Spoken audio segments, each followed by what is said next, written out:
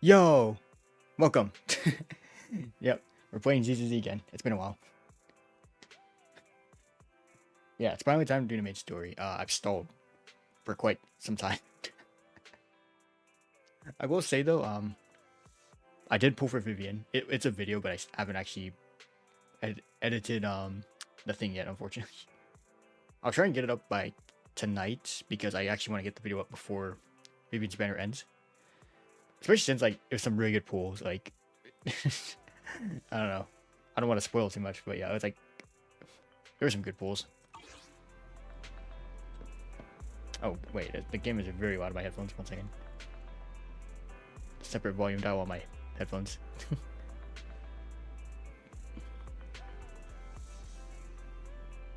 Okay, hopefully you guys can hear this. That's fine.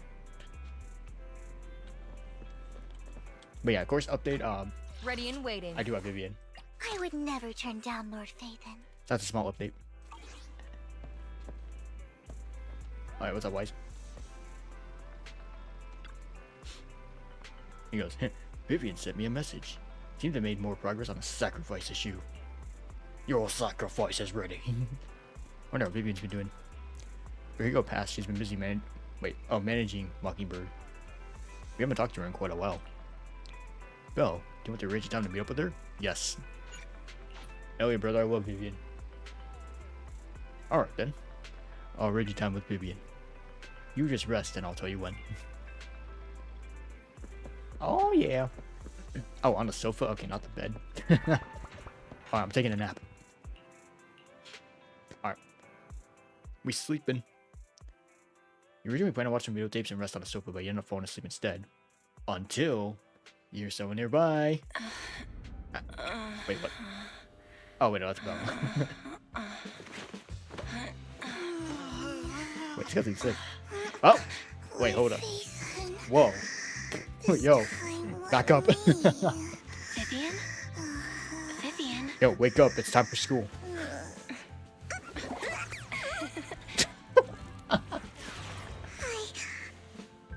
I didn't disturb your sleep, did I? Yo. Okay, Vivian. I didn't know you were When I chill like got that. here, the other Lord Phaethon said you were resting on the couch and just let me in. I meant to keep you company while you slept, but then I dozed off myself. I was going to sit here looking super cute, hands cupping my face. You know, like the #1 sleepy face I want to wake up to pose. I can't believe I ended up falling asleep myself. The what pose? What? Sleepy face? What pose? That was a lot of words in one breath. Are you sure you got enough sleep, Vivian? No, Lord Phaethon. I was just worried that I had disturbed your rest. Just being able to see you sleeping peacefully is already the highlight of my day. No, my entire month. Though it is a bit late, but good morning, Lord Phaethon. Do you need anything from me today? Yeah. Why are you You're doing? here super early today, Vivian. Is there something urgent? Mockingbird's death has stirred up quite the storm. I took some time to gather intel. It seems someone deliberately leaked the story that Hugo is an illegitimate child of the Ravenlock family. But I haven't found the source yet. Oh yeah, it's Hartman. Of course it is. Could it be Hugo's I am uncle, part of the Hartman? Ravenlocks. How Maybe dare he's you? trying to turn people against Hugo and Mockingbird by playing the illegitimate child card. I suspected that too. He could be using Hugo's background to make people believe Mockingbird is just another top's pawn. To the upper class, Mockingbird may be insignificant, but it has a loyal following among. But after some Oops. digging, That's cut off. I That's was fine. surprised to find that the public isn't turning on Hugo. They're actually starting to see him in a better light. I can see why, you know?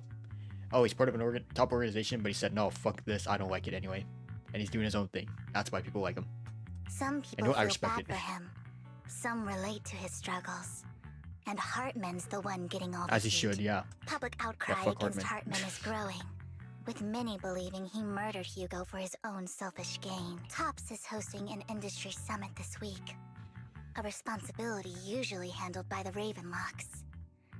But my sources tell me another family has taken over this year at the last minute. If I'm not mistaken, Topps is intentionally keeping its distance from the Ravenlock family Check something. due to the current public sentiment. Yeah, let me just check.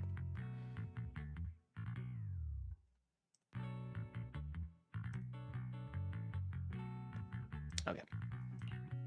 Anyway, Harmon won't just give up like that. Could it be that someone's trying to get rid of Harmon? Is someone trying to take advantage of this to get rid of both Hartman and the Ravenlocks? My volume boom is the volume now. I think 'cause I was playing WoWa.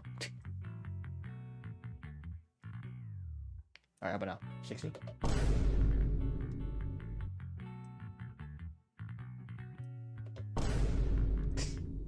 Alright, that's fine. There you go. I think Hartman knows this too, which is why he's completely vanished. No matter how hard I search, I can't find a single Rose and trace Ninja. of it. Hartman must have taken the sacrifice core. Now that he holds this bargaining chip, he is definitely going to negotiate his way out of this with the Exaltists. Oh, hey, Sorry Wise. for interrupting, Vivian, but I need a quick word with Belle. Oh, no problem at all. I'm sure you have important faith in matters to discuss. Take your time. I'll just be waiting outside. We can't make our guest wait outside. Belle and I will step out instead. Oh, don't mind me, Lord Phaethon. I wanted to browse the videotapes anyway. Oh, we're gonna rent something? You want a random play membership? You know, yeah, you know, just sign here. You'll get these benefits. I'll be right here. Just let me know when you're done. Belle, Lycon's outside the video store. He knows Vivian is with us, so he's hesitant about coming in. He's stressing over what he did to Hugo in front of Vivian. But he really needs to talk Yeah, to fair us. Maybe you should go speak with him first. What if Vivian starts screeching like a banshee? Because her last name's Banshee. I don't know. She's like, "You're the one that killed Hugo." I'll go talk to Lycon. Honestly, neither he nor Vivian is at fault. As proxies, it's our job to be the bridge between them.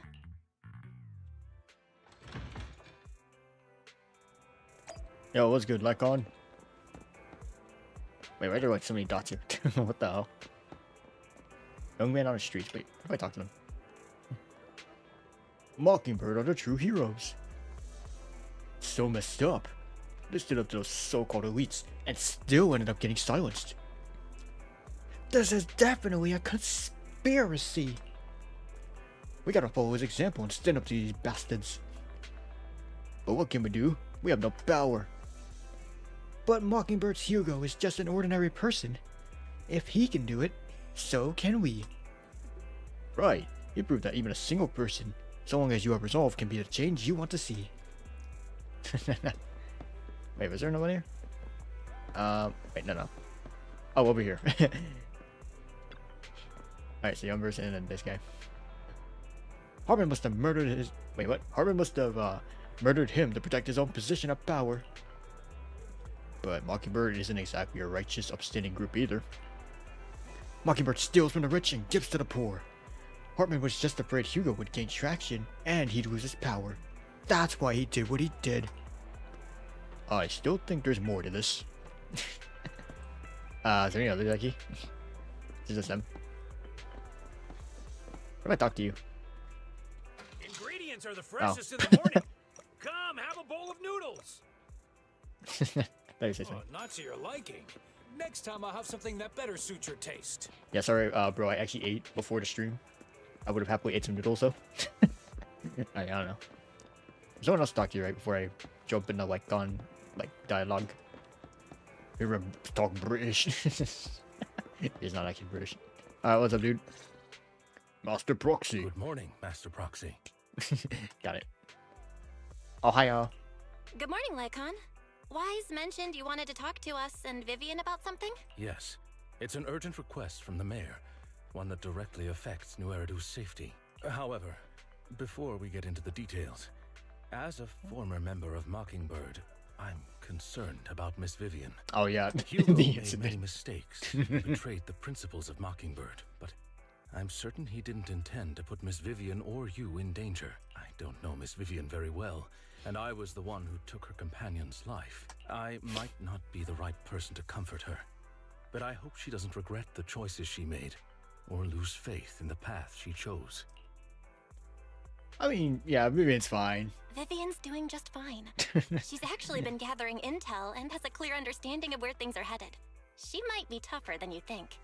If you're really concerned, why not just talk to her directly? If you'd like to apologize, it should be face to face, right? Yep. That's reassuring to hear. I trust your judgment. You've always had a sharp eye for people. Would you mind coming in with me? I'd like to apologize to Miss Vivian in person. Yep. No problem. But I'll be staying neutral. Everyone has their own stance on this, and I get where both of you are coming from. As a proxy, I'm just here to make sure you have an open conversation. I'm not taking sides. I respect that. Thank you. All right, buddy. Time to talk. Miss Vivian, I'm very sorry about Hugo. You don't have to explain anything. I'm also part of Mockingbird. Mockingbird stands on more than just gain, so it won't fall when fortunes shift. Hugo had his fixations and ambitions. I also have things I must see through. I'm determined to get to the bottom of the Exaltists and the sacrifices. Miss Vivian, as a former member of Mockingbird, you have my deepest respect. You have my word, whatever comes next. I would never harm you or Master Proxy. As for Hugo, please, accept my condolences. Nobody except Hugo gets murdered. Condolences? That's not necessary. Mockingbird has plenty of tricks up its sleeves. This isn't the kind of act that ends so easily. Wouldn't you agree? You're right. Oh. Huh? That's it? You two just figured it out? Yep. Thanks for watching. Well, that was fast. The main story. And I'll see you guys in the next one. Master Proxy, I believe we all share the same goal. Uncover the truth of the Exaltists and the sacrifices. The mayor has tasked me with inviting you to take on this mission, and hopes we can work together moving forward. If the mayor wants to work with us, I trust he will demonstrate his sincerity and kind. Mockingbird will not serve as a pawn for the powerful. Of course. While the mayor cannot handle this personally, he will make sure we have all the intel and support we need. Miss Vivian, I know you have your own intelligence network, but for some high-profile shady dealings, perhaps the mayor can provide you a different perspective. Please, take your time to discuss. If you're open to collaborating, I'll set up a call with the mayor so he can speak with you both directly. Alright, we'll think about it. I need to discuss this with Wise and Vivian. With so many people involved in this, we need to be very careful. Of course, I completely understand. When you've made up your minds, you can find me at the Ballet Twins. Here we go. Alright, Belle, what do you think about Lycon's suggestion to work with the mayor? Sacrifices are still a threat. Our teacher, Carol Orna. Belle, you mean to say the mayor may not have told us everything he knows about our teacher? True.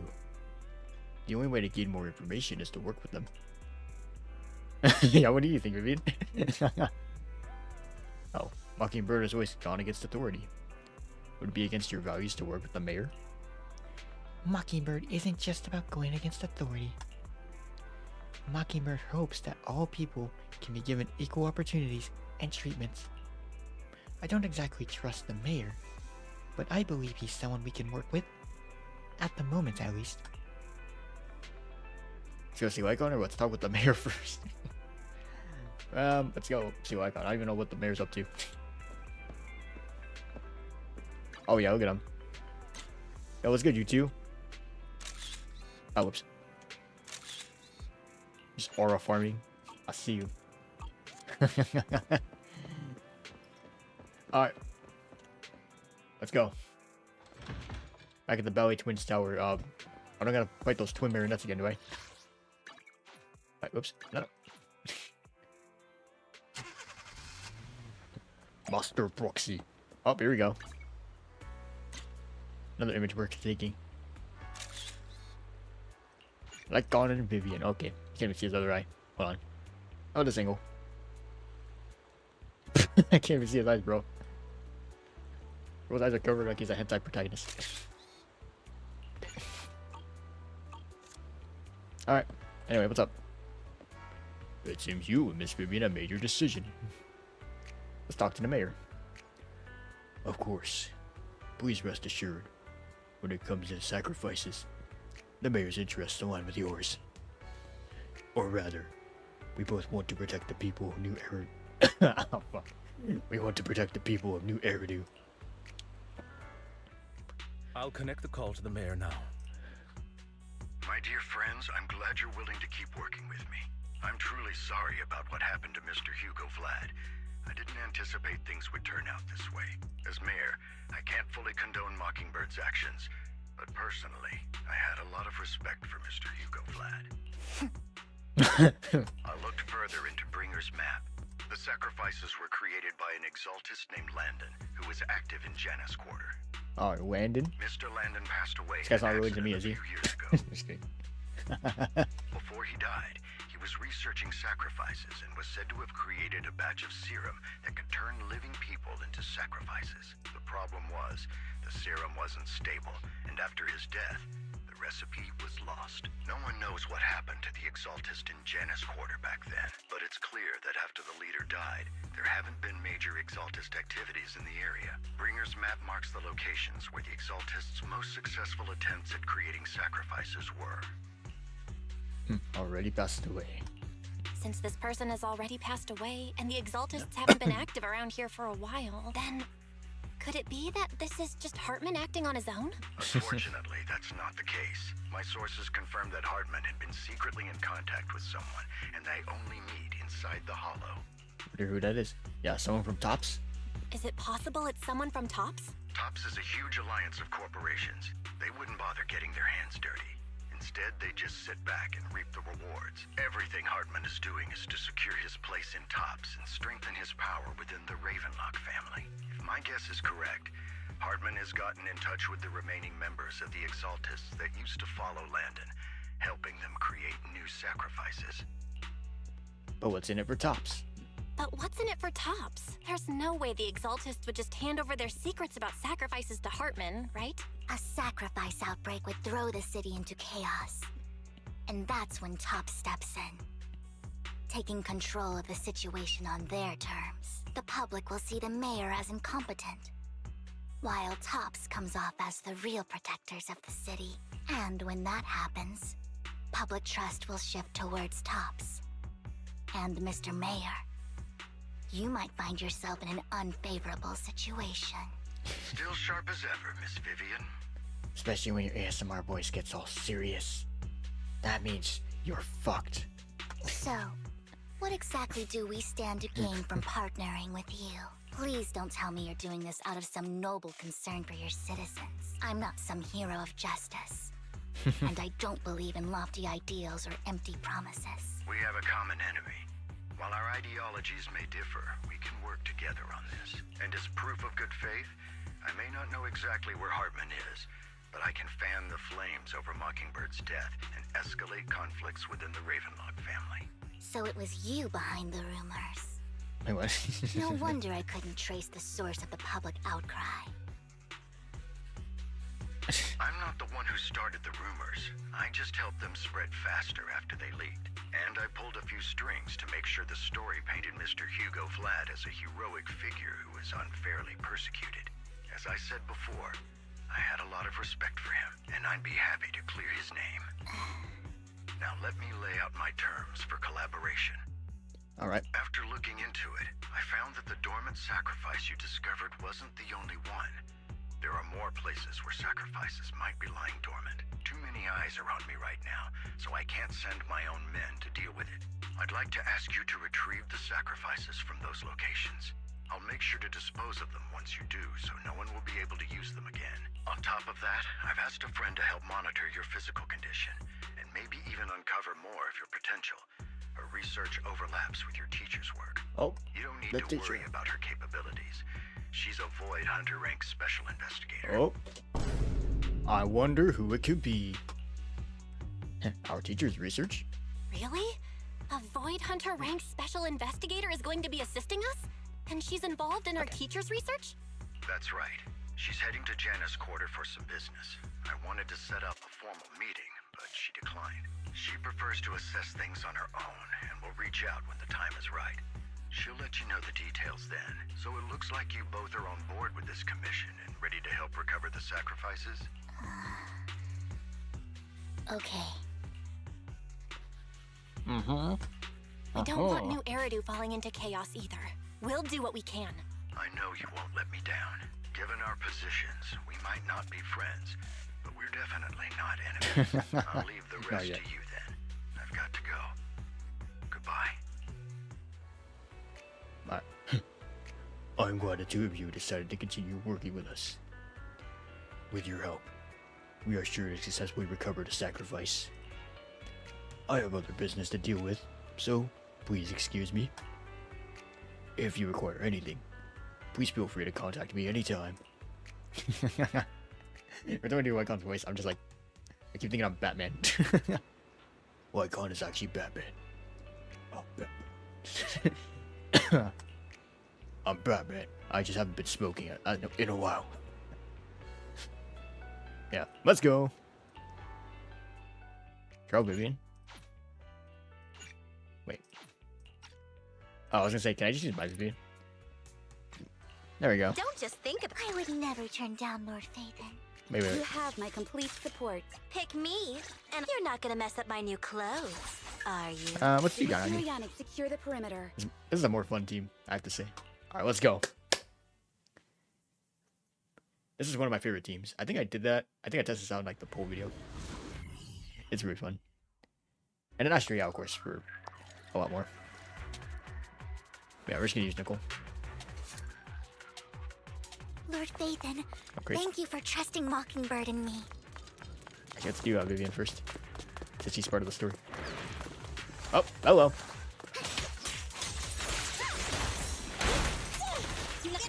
Oh wait, nobody has energy. Okay, never mind. Wait, come on. Let me just give me some energy. Wakey, wakey. Boing. Come here, sir. Yeah.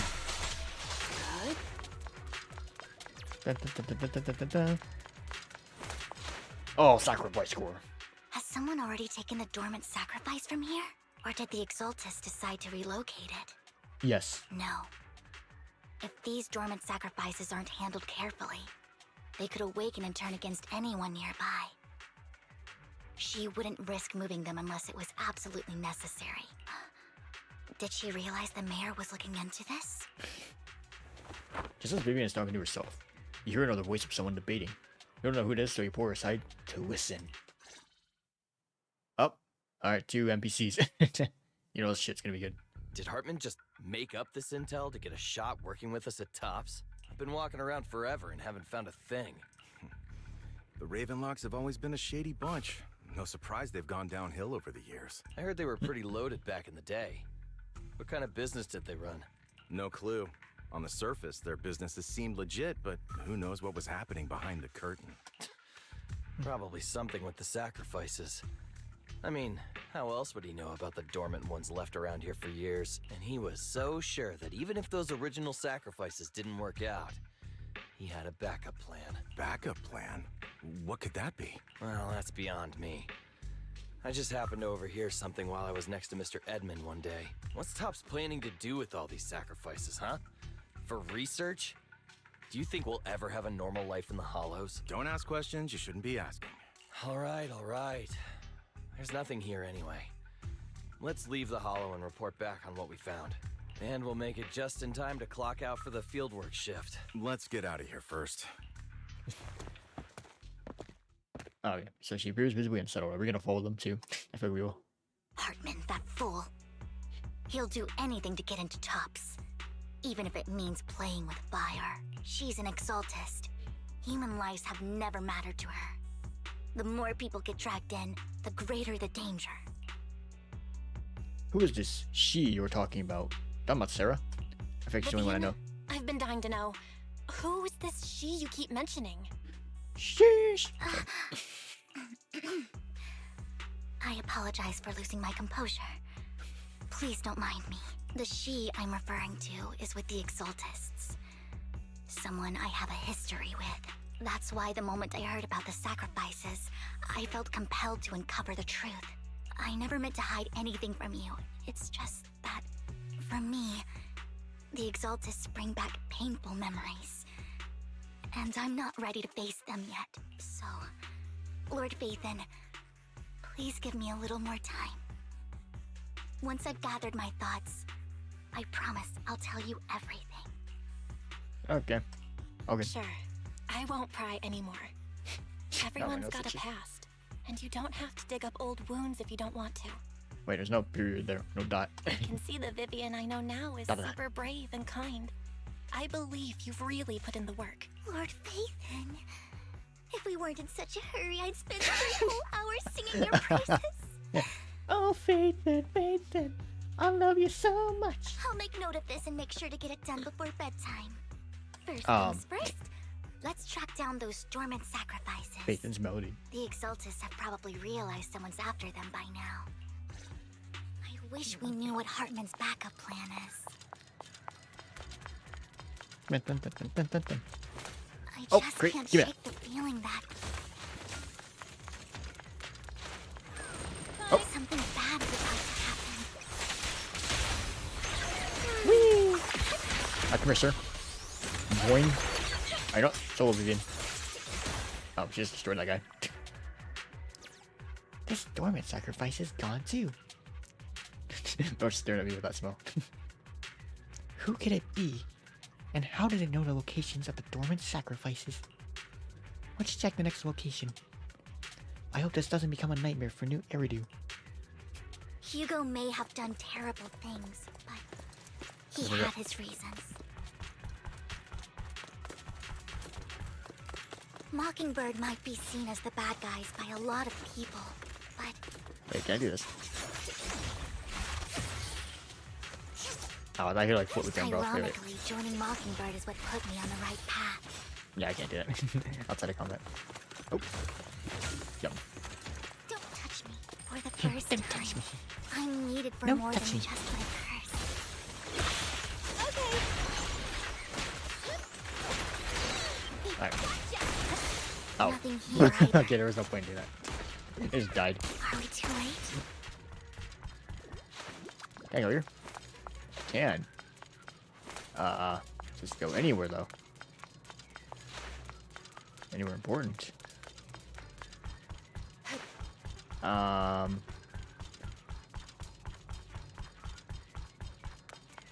doesn't go anywhere, damn it. Alright, I'm gonna be Nicole. Yeah, reload. I'll take my shots.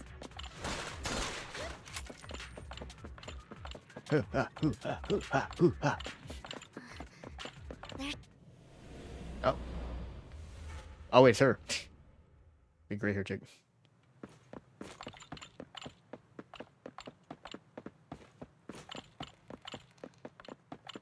Dun, dun, dun, dun, dun, dun.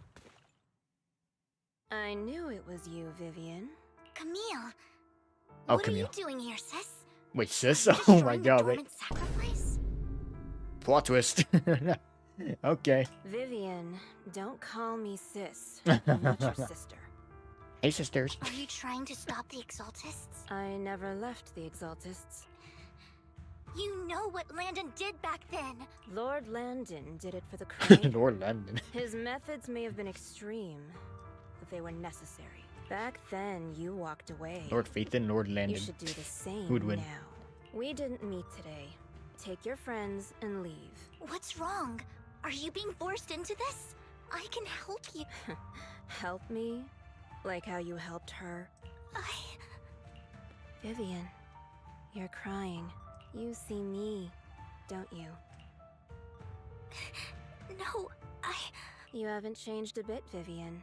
No need to hide your tears. I know exactly what's ahead for me. You've made your choice. And I've made mine. One last piece of advice. Stay out of this. She loathes you. I won't tell her we met today. Don't show yourself around us again. Camille! Camille gives Vivian one last glance and throws a smoke bomb to the ground. Think fast! I know it's extract some materials, even though you have many questions. Dealing with the imminent threat feels like the right choice right now. Alright, let's go. Go one.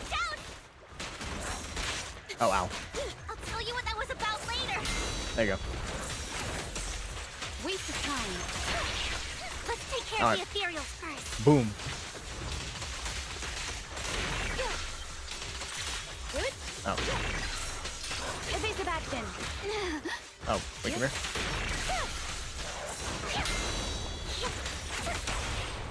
Ah. Lord Phaethon! It's like A pose, like upside down. Oh, that's funny. Boom.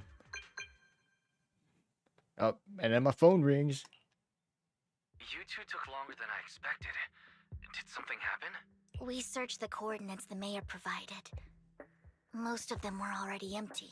No dormant sacrifices. Camille, the Exaltists have been actively destroying the doctor. dormant sacrifices. Yeah, Camille. I mean, no. There's no one named Camille here. What are you talking about? The Exaltists? There's no reason for them to go after the sacrifices, right?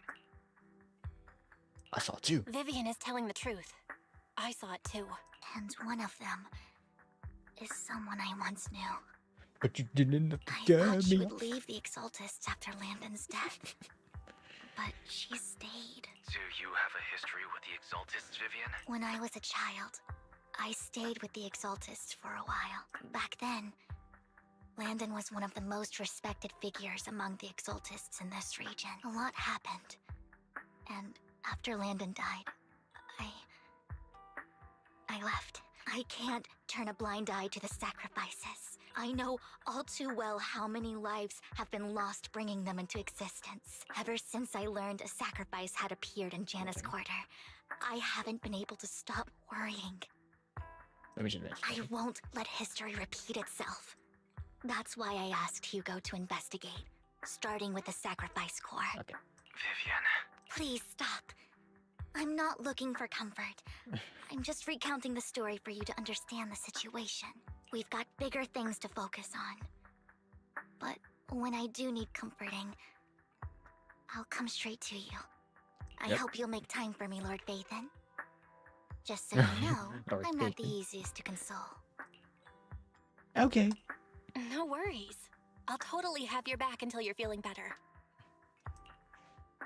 Okay. Back to the matter at hand. That conversation between those two TOPS employees back in the Hollow is still bothering me. They said Hartman had a backup plan. And that got me thinking about some news that was quietly swept under the rug. Lately, there have been mining accidents in Ravenlock-controlled areas. Oh, Many workers have died. are they actually accidents though? The families were paid off with huge settlements, way more than usual. No protests, no controversy, Yeah, and this the seems issue intentional. was buried. But considering the Ravenlock's Pay the financial money to forget. position, why would they be so generous with payouts? Yeah, sketchy. Sounds sketchy. Are you saying they made up the accidents and the workers' deaths? Precisely. I don't think those workers died in mining accidents. They became sacrifices. You know what? They're ethereals. That's what happened. I'm planning to reach out to some old friends, see if they've heard anything about this. Do you have time, Lord Phaethon? My contacts are just near 6th Street. Oh yeah, let's Care go. to join me? Yeah, let's go together. I'm in. Let's Ishoni. go together. All right. Oh, okay, that was yeah. Anyway, you're right about Lumina Square with Vivian to meet her old friend. Yo, what's good? You want to order farming again? Goddamn, Vivian. Always knew you had it in you. Anyway. Hey, Lord Phaethon. What? Let's head out as soon as you're ready. All right, let's go now. An old friend of mine said she has some new intel. Oh, okay, nice start running. What the hell? She's like a mentor to me. Excuse me. I learned a lot about Oh. data scraping on internet thanks to her. Hey. It's good, Rain, my goat. Rain! Long time no see. Yeah, it's been a while. Rain? Rain? You two knew each other? Yeah, Phaethon. Long time no see. Yeah, first Evelyn, now Vivian. She knows everyone. Rain! You actually know that Lord Phaethon is Lord Phaethon? No, I mean, you actually know Belle is Lord Phaethon. Oh, that's the first time you called me by name. Didn't know right away. One time, I needed a favor from Nicole. I only found out after meeting them. I mean, who would expect a legendary proxy to be running a video store for a living? Oh, by the way, your idol... Super idol. Rain, let's not bring up old stuff. Lord Phaethon wouldn't be interested in that. Okay, wait, no, tell me an embarrassing story. Why are you all tense? Right. Lord Phaethon lives on 6th Street too, and might know your idol.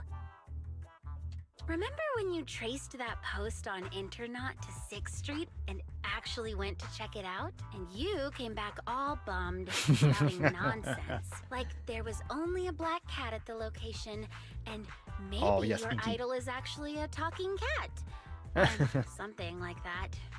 Or it was an undercover soldier as part of Oboe Squad. I think her name was Harin. She had these goggles on. I don't know, man. Yeah, I know that black cat. Wait, we adopted it. I know that black cat. I'm always sneaking at snacks. Lord Phaethon, please, let's drop this topic. Come on, Vivian. It's been years and you still won't say who your idol is. If you'd just let me, I'd have tracked them down ages ago. I get it. You want to find the person who's important to you on your own. But you've tried so hard already. It's okay to lean on me a little, you know. I'm sure your idol won't hold it against you. I shouldn't have come to see you. Huh? What's wrong? Alright. Anyway, Rain. Hey, what are we here for anyway? Vivian said you might have some new intel. So let's get to the important stuff first. All right, let's get down to business. Here's something I'm pretty sure about. The Ravenlock family's claim that those missing workers died in an accident? Don't buy it. The last signal from those workers was near the hollow. Then communication went dark. Oh, they turned into ethereals. I think they were taken into the hollow. And yesterday, I picked up that the Ravenlock family secretly hired some people to search the hollow's perimeter. I caught a weird distress signal from someone and managed to track down the source. When I tried to reach out, the signal cut out completely. The last trace of the signal was near Lumina Square. Finding someone in real life isn't really my thing. So that's where you come in. You got any more leads? Okay, more sauce. we'll check things out. You just said this is something you're sure of. Do you have anything you're unsure about? I dug up some info online, and one thing stood out.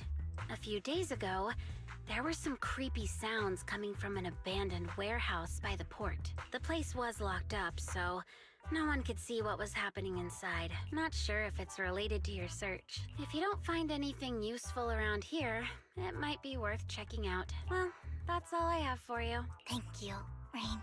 Don't get all emotional on me now. I'm just helping out a friend. This one's on the house. Consider it payback for the favor you did me last time. But thanks, if Rain. you still want to find your idol, hit me up. I've been curious for a All right, don't worry about it. I'll manage it myself. Stop being so nosy, Rain. Nosy? Nah, just professionally curious. What kind of person is worth all this searching, huh? But honestly, whoever they are in real life, they've become a part of you. You've come a long way in this search, Vivian. I much prefer the person you are now. So if you find this person, don't chicken out.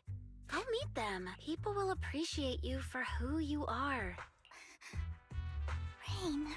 I might not care about the real world or what it'll be like, but I hope everyone I know can live a good life. I'm counting on you to save the world, guys. All right, I have other business to take care of, so I'll leave the rest to you. Alright, Rain waves goodbye and leaves. Vivian mentions she knows someone who's really skilled at finding people in real life. So you follow her and continue on your way.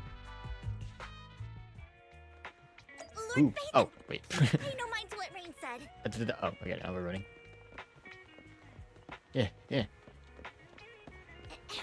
Alright, where we going? Where we going? Up ahead. Let's hurry. Oh, yeah, one Denny Boo, A.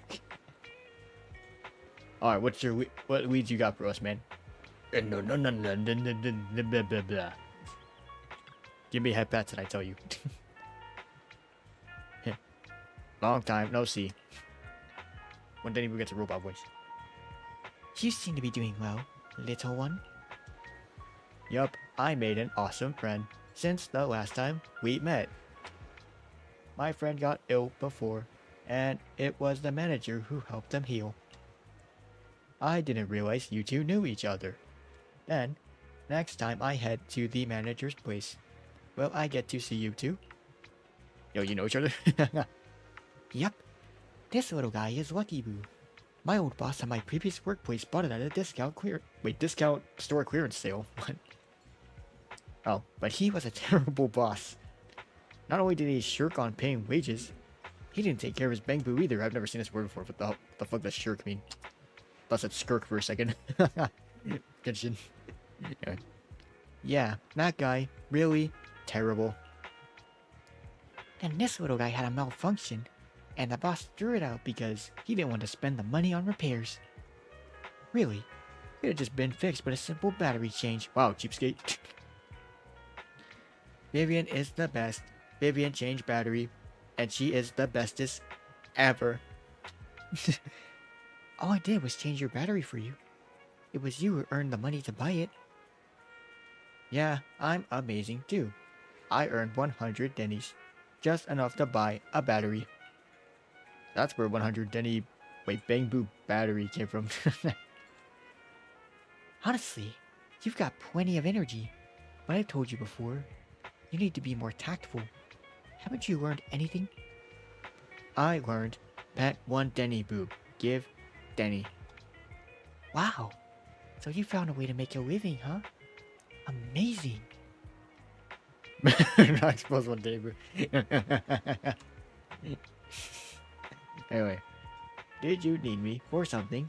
I'm super happy to help. I know you love exploring all kinds of places, so tell me, have you come across anything strange these past 2 days? Strange? Emma? You mean someone who looks hurt, scared, and kinda trying to hide where there aren't many people around? Let me think. Beep boop boop beep. And on there.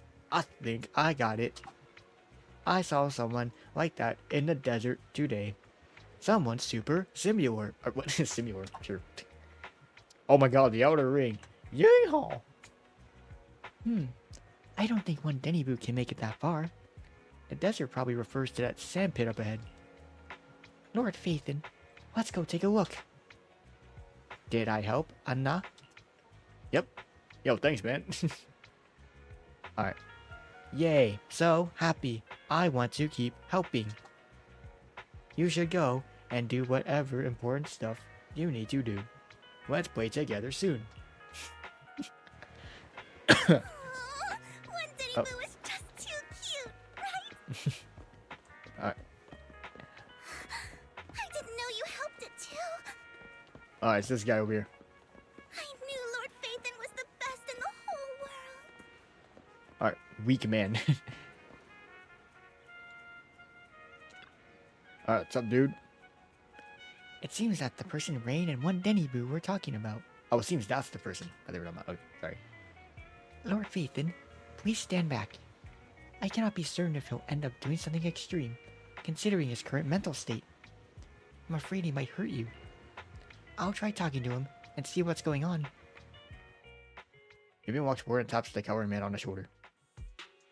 Oh, it's voiced. Don't take me back, please. I was wrong. I know I messed up. I don't want your money anymore. I was like, ready to do his voice to you. I'm like, oh my god, is that Vivian? Please, no. Calm down. Who are you? I won't say anything. Just let me go.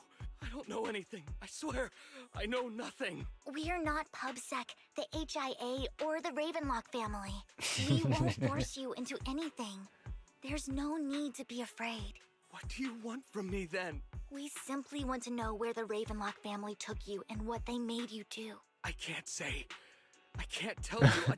I have a family. They'll hurt them. You never saw me. Please, just stop asking. Don't you wish to see your family? I don't deserve to see them. Says who? It's my fault. I was greedy. I did this to myself. But your family must miss you dearly. I'm sure they won't blame you. No, It's my fault. It's all on me. I don't want to drag them into this. If the whole ship is sinking, no one on board can escape. I'm just a nobody. And right now, there's nothing I can do to change anything. If you care about your family and friends, now is your chance to stop the disaster before it's too late. Even a butterfly flapping its wings can send a tsunami surging across the ocean. No one knows how this will turn out, but if you do nothing now, the only thing waiting for you at the end will be regret. We're not here to turn you in, and we won't force you to confront them. You'll be safe with us. I'll help you return to your family. But you must tell us precisely what happened. Hartman offered a huge amount of money, looking for workers to go into the hollow to guard something. The money was way too good. We all kind of figured something wasn't right. I thought it was just smuggling or guarding some kind of illegal ether resources, so I signed up after we sent in our applications. Hartman's men took us into the hollow. The first place we went, there was a strange box. When we got there, they handed us some pills, saying they'd improve our aptitude for ether. For us to last longer in the hollow. He's gonna drug you. But after I took them, everything went fuzzy. Something was definitely off about those pills. They have the opposite effect. They make you more sensitive to ether. Mr. Stark! When I woke up, I saw my coworkers dead in front of me. And there was blood all over my hands. They said something about me being a good experiment. Oh, I Moved see me that. somewhere else and locked me up. They wanted to inject me with something. I got scared and didn't know what was gonna happen. But then a blonde guy found me, gave me a carrot, and let me go. So I escaped. Oh. I didn't want to kill anyone. I don't know. It wasn't your fault that your coworkers died. You were just a tool in their hands. Do you remember the place they first took you? Do you know what was in that box? I only remember the first place was like a rooftop. I think it was on top of a tall building. What exactly was in that box? I can't remember. I'm not lying. Those pills they gave us, they make you hallucinate. I took just one and my mind felt like it wasn't my own. My memories turned into a blur. I'm telling the truth. I'm not trying to run from my mistakes. I just really can't remember what happened. I know you're not lying. We'll arrange for your protection. You can rest easy and recover, and your family won't be dragged into this. Once this is all over, you will be able to reunite with them. Yeah. So you and Vivian contact Lycon. Oh yeah, here we go.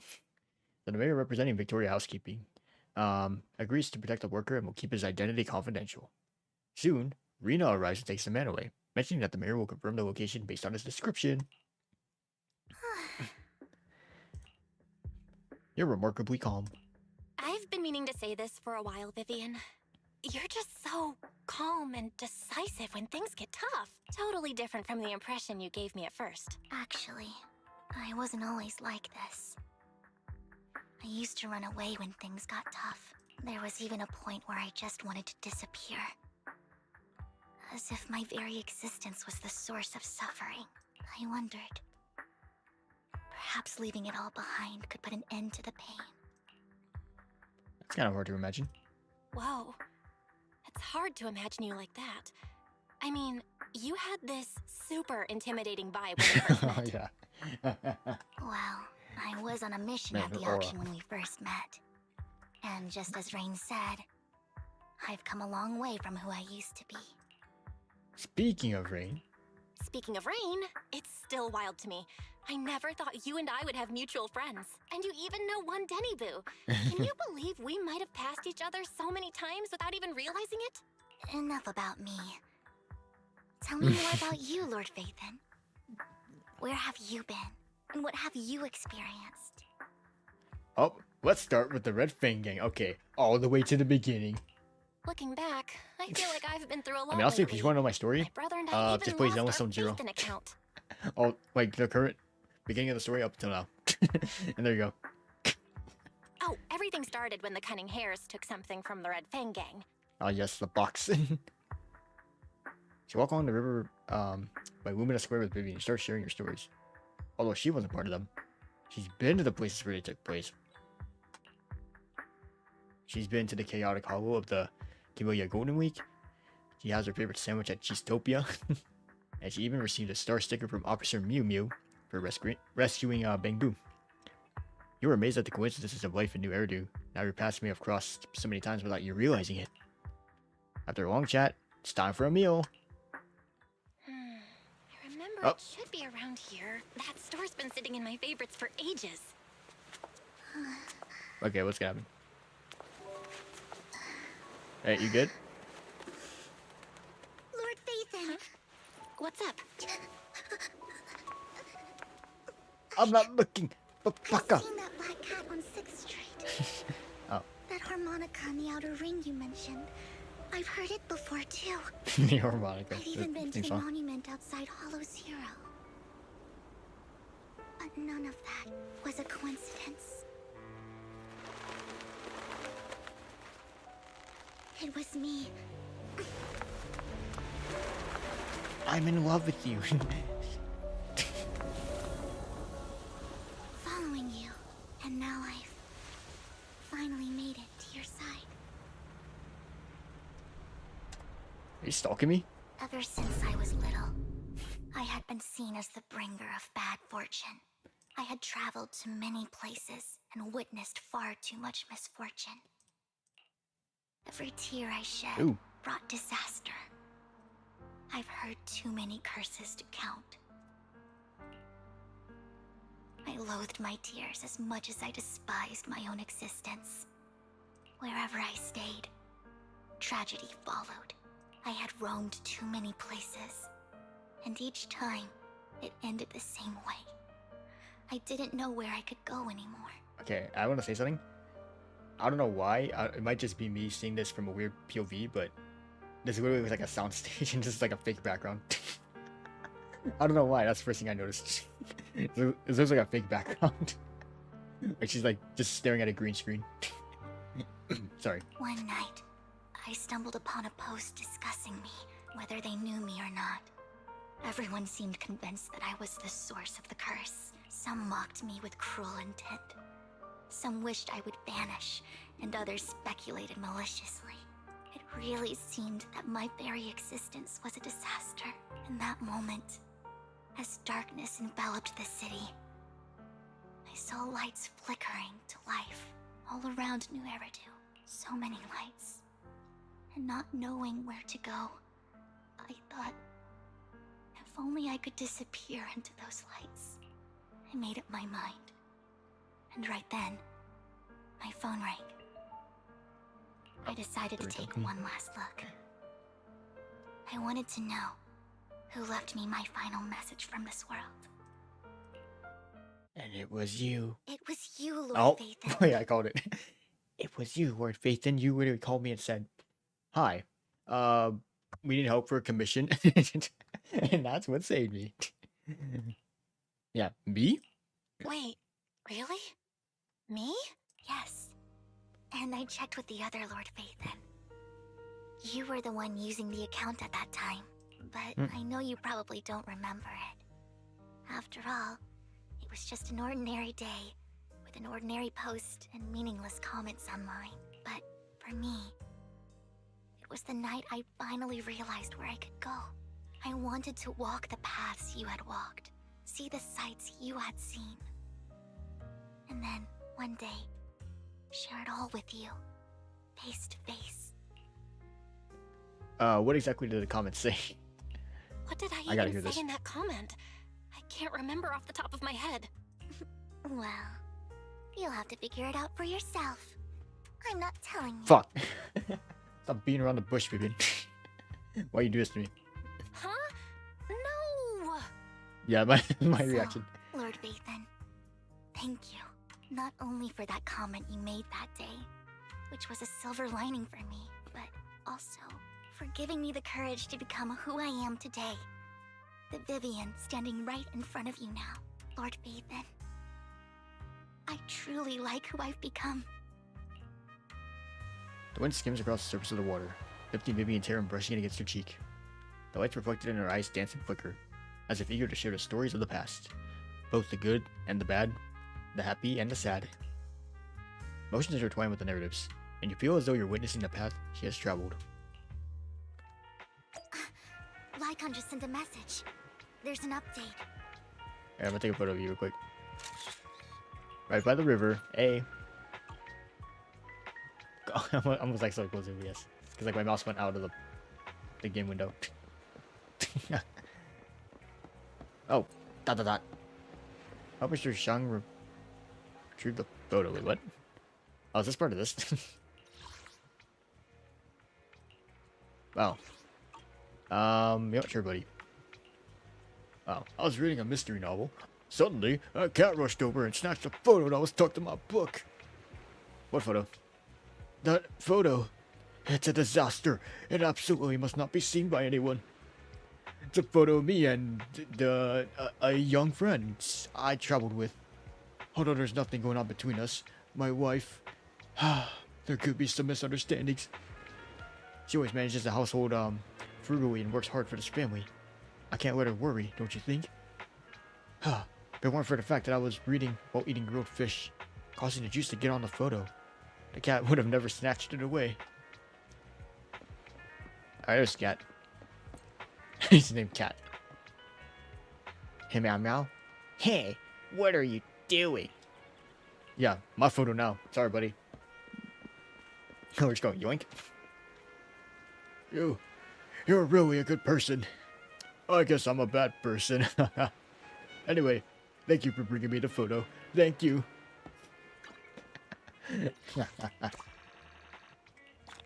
I don't know, the cat voice is like my witch voice or something. I'm a little witch. I'm here to cast a curse on you. I don't know. I was more like a gremlin that's been smoking cigarettes. Alright. Belle, you're back. Lycon told me he wanted to meet up with us online to discuss things when you returned. I'll call him now. What's up? Master Proxy, Miss Vivian. The gentleman Rena brought back has stabilized and calmed down now.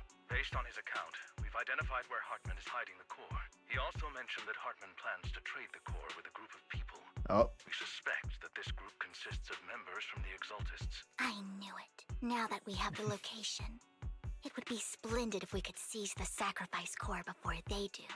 But not so fast. Precisely. We need a plan. We hope you can head to the location as soon as possible to secure the sacrifice core. Alright, Libitos. We've got this. I have other matters to attend to, so I'll leave the retrieval of the sacrifice core in your capable hands. The mayor's friend that he mentioned before will also be assisting you this time. The target coordinates have been shared with her, and she'll meet you there. Please ensure your safety, and I wish you all the best.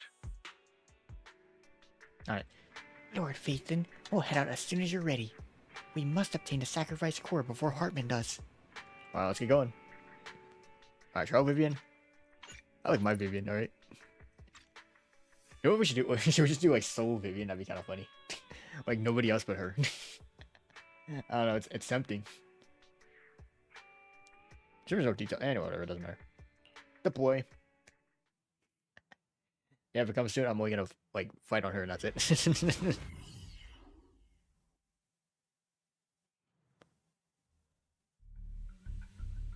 Alright, we're here. Where's the sacrifice core?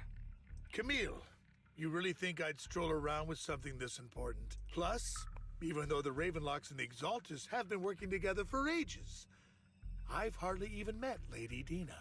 I'm the one offering the sacrifice core here. I'm curious what Lady Dina's got lined up for me in return? I'm just here to verify that the core you mentioned is real. Once that's sorted, Lady Dina will give you a proper response. Our partnership isn't just talk. We need to be sure you have what we need before moving forward. Sure thing. I'll take you to where I keep the core. Once you verify it's legit, have Lady Dina come over. We'll lay everything on the table face to face. All right. Lead the way. It seems Hartman is trying to bargain for more. What a greedy and insatiable man. It's just that... Why would they only send Camille for something as important as the sacrifice core? I'm guessing if it's real, and let's say, I don't know, it awakens, only Camille would be affected, versus like a whole group of people. She's the real sacrifice. And I can't shake the feeling that Camille doesn't want Hartman and Dina to meet. Why is that? Yeah, who's Dina? Yeah, Dina D's. Who's this Dina he just mentioned? Is she the leader of the Exaltists? Kind of. Lord Phaethon, I really think we should hurry. We must get to where Hartman keeps the core before anyone else does. I planned the routine or the route already. The routine. I've got a shortcut plan. I don't know if we have a routine. But there are gonna Like a be plan. ethereals along the way. I'll let you handle them, Vivian. Don't worry, Lord Phaethon. You're in capable hands. Oh yeah, umbrella warfare, I guess. I'll ensure your safety. All right, let's go. Dun dun dun dun dun. Ethereals! Oh, what's up? Stay away from Lord Phaethon! Yeah. Oh wait, I thought I swapped. Alright, now we'll do this. Oh. Alright, come here. Oh, whoops. Alright, oh my god, I'm blooming. I'm blooming. Looks like Hartman's trying to negotiate for more leverage. That's gonna be my new Vivian meme. Oh my god, I'm blooming. Alright, is there anything here? Let's get out of here before No. we're spotted. Yum. Yeah, looks good. Waste of time. Let's keep moving, Lord Phaethon. Oh, and they're gone. Ba, ba, ba, ba, ba, ba, ba.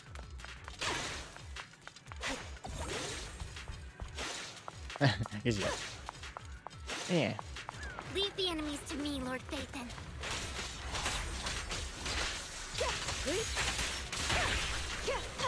Ow. This one. Let's do that. Oh, what's up, dudes? Alright, ready? Oh, whoops. Okay, I don't I can't even do the whole yet. Keep your eyes open. Alright, get him. Allow me. I think still got 25. Just goofy. They're still over there. It looks like they're arguing. Oh, wait. Oh. I can't remember around it anyway. This is our chance. Let's hurry. Yeah. Right here. There's nothing. There's never nothing in those boxes. No matter who has the Power trash. sacrifice core, Hartman or the Exaltists, it would be really dangerous. Alright, we'll twirl. Hand over what's in the box. Man, Vivian, stop oral for me, dude. Oh, what's up? Boing. Or we do this the hard way. You sure talk big, little girl. Blam. Oh. Let's hurry and secure the sacrifice core. Oh. Okay. Alright, give me that. Lord Phaethon, the box is empty. Crap, they ate it. So Hartman never kept the core here to begin with?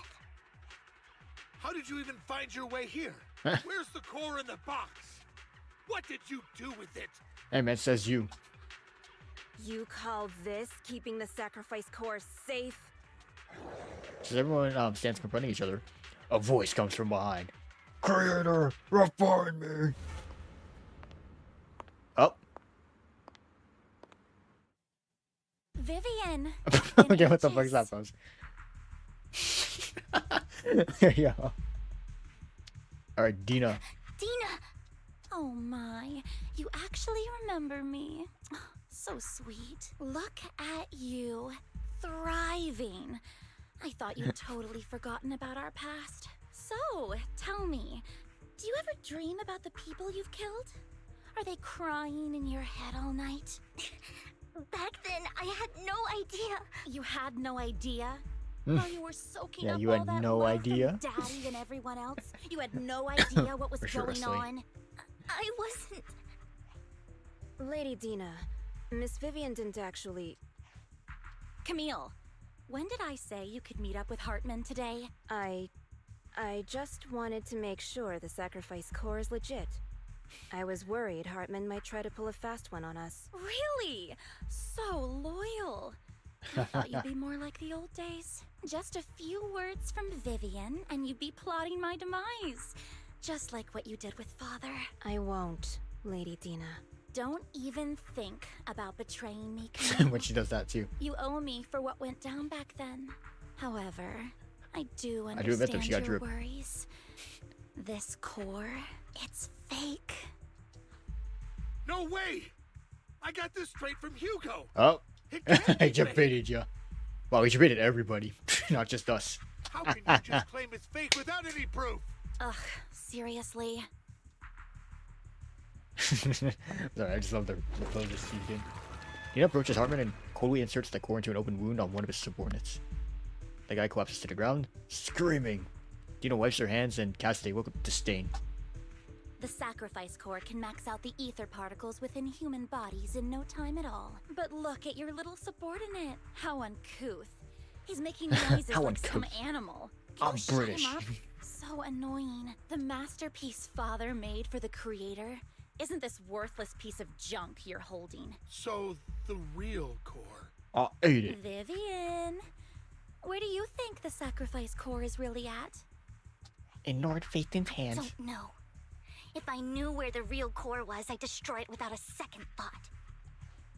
Dina, you understand what the sacrifices are. And you know those who were blessed should not have to endure such horrors. Oh? They shouldn't have suffered those horrors. Weren't you the one who decided if they'd be blessed or not? If it weren't for your tears, how would they have encountered such misfortune? How Bro, I can't with those self-righteous, Vivian. Their fates were in your hands. It was you who brought disaster on them. Landon just needed an excuse. He needed someone to blame, whether I shed tears or not. He'd treat living beings as mere subjects for his sacrifice experiments. Oh, damn, okay, Dottore. Dina, you know all of this. Landon even went so far as to sacrifice you. Shut up, shut up, shut up! Father did it for his great cause. Vivian, why do you always mess everything up for me? Everything! You did it before, and now again! You just had to ruin my plan. I was so close to fulfilling Father's last wish. If you don't give me the sacrifice core, be prepared to become food for the ethereals. I told you I don't have the sacrifice core. Otherwise, I would have destroyed it already. Lord Phaeton, Oh, I'm back find here. the right moment to retreat. She can be quite unpredictable when her temper flares. I just imagine like mutating into an ethereal. It's like, Vivian, I told you for the last time. And she becomes an ethereal. Oh, really? You don't have it? Then I suppose there isn't a reason to keep you alive. Oh, shit. Dina finishes her words, several explosions erupt, followed by tremors in the ground, signaling the rapid approach of numerous ethereals. An Panic Hartman rushes to the Kari summit, taking Camille and Dino with them. Yeah, we out. Come here. No. Take my dress straight and you'll pay. Whee! More cereals are coming. Alright. We bring the boom! Alright, come here, sir. Okay, the other guy's in Narnia. Whatever. Chance to get out of there. Vaulting. Oh, I got the dude in the back at least. Oh god, I'm gonna get tag teamed. Alright, it's fine. See that? Oh.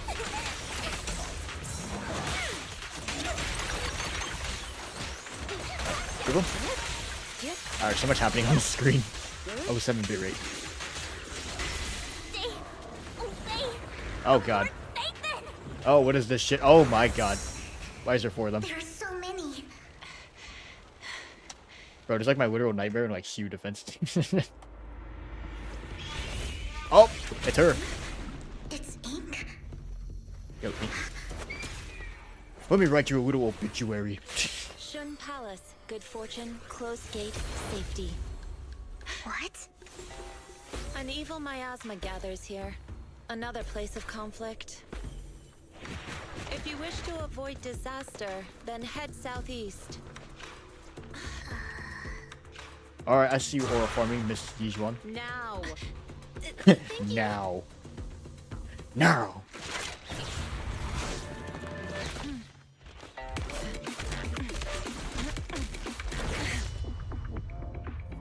Oh my god, the jiggle on me. What? Alright, song stops though. Huh.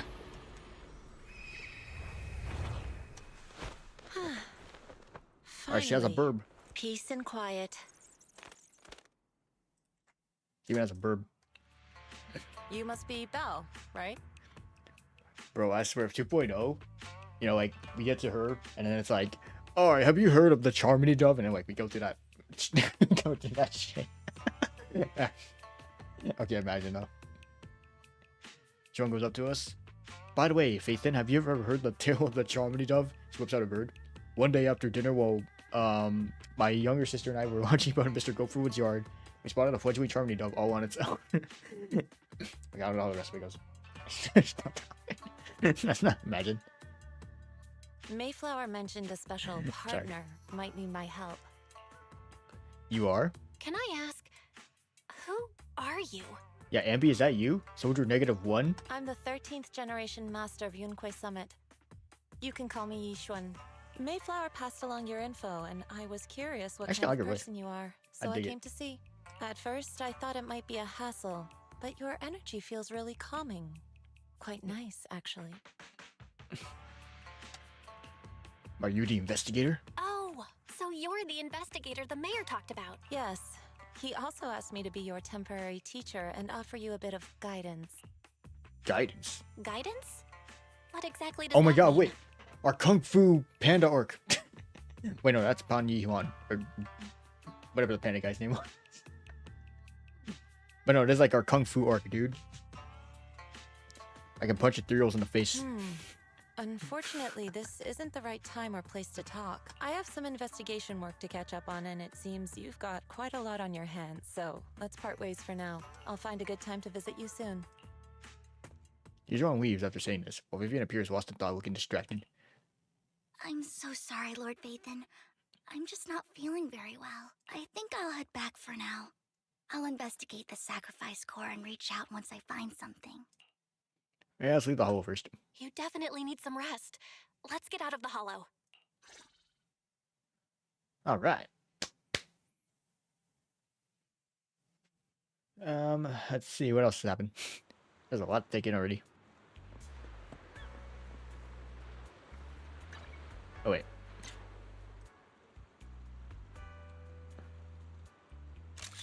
This would make a cool wallpaper, not gonna lie. Although I probably have to like take a full like resolution screenshot like this. Alright, I'm gonna do it. Just for here. Alright, there you go. I got it. Anyway, hey Vivian. Lord Vathan, are you going to rest now? Yeah, I'm going to eat. Oh, are you feeling done? I'm not in a hurry to get back. You've been kind of off since we got out, and it's got me worried. If you want to talk, I'm here to listen. If something's bugging you, just spill it if you want to. Spill the tea. I'm a pretty good listener, you know. I didn't mean to keep my past from you, Lord Vathan. When I was little, people thought I brought misfortune, so no matter where I went, no one wanted me around for long. Then, one day, Landon adopted me and brought me to the Exaltists. There, I met Dina, who was so kind to me, treating me like a dear sister. She told me her father, Landon, was a great man who'd one day make everyone stop fearing the Hollows, so all life could live freely inside and outside of them. Dina helped Landon pick people for the blessing, and everyone in the Exaltists respected her greatly. Those who received the blessing would have a better ether aptitude, allowing them to enter the Hollow freely without fear of sudden disaster. Back then, Dina would chat with me every day, always about the Exaltists and her father. But things between us shifted when Landon asked me to step in for Dina. Landon told me I didn't only bring misfortune, and that if I listened to him, I could actually help people. After that, he'd take me to meet people.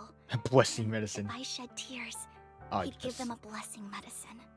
Oh yes, you know, your powers get taken away and you turn into an ethereal, and then you're eventually dead. Those who got the blessing That's how it could goes. dodge calamities. At first, I was ecstatic, thinking I could help others. I shared my joy with Dina, but that was when she started to pull away from me. It's the blessing medicine, the sacrifice serum. The blessing medicine. I wouldn't be surprised. Please tell me that wasn't the sacrifice serum Bringer had. Yes, to be precise, it was an early version of the sacrifice serum. Landon's medicine wasn't stable. The medicine Landon developed could boost abilities quickly, but also sped up the development of ether corruption. In the end, most people turned into ethereals, and a few became sacrifices, losing all human consciousness. The ethereals were killed while the sacrifices were given to the higher-ups of the Exaltists. The Exaltists wanted the sacrifices to hold human consciousness. So Landon's medicine was seen as a failure, and he gradually lost influence within the Exaltists. One day, I saw Dina, and tears streamed down my face. In a bid to save his reputation, Landon decided to let his own daughter receive the blessing.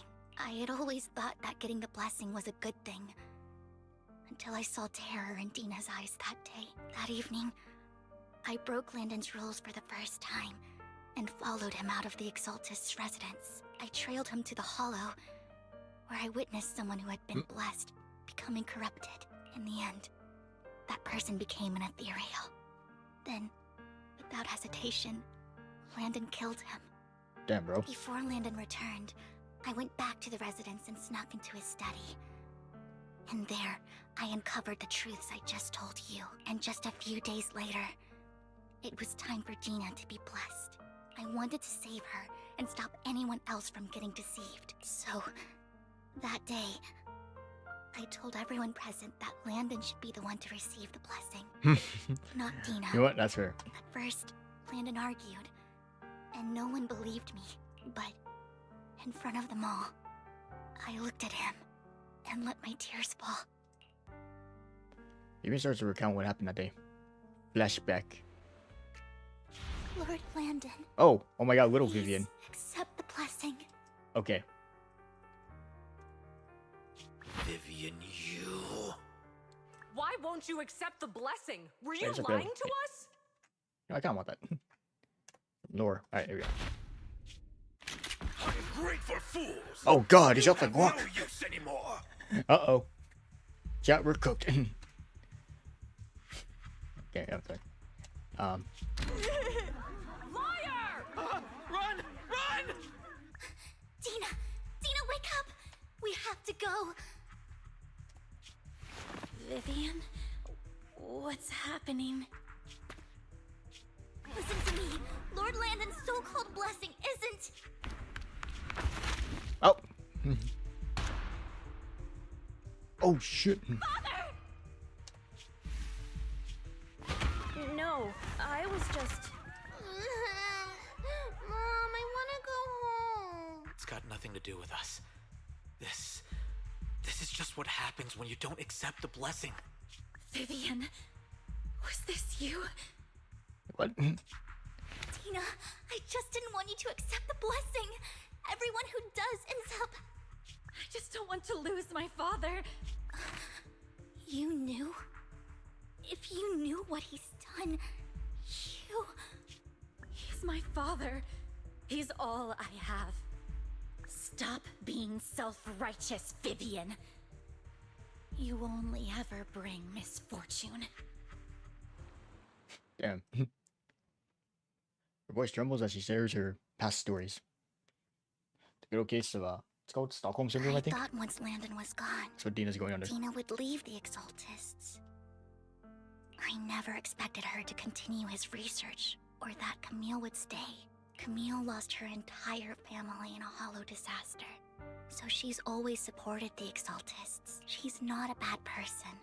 She's just someone searching for hope.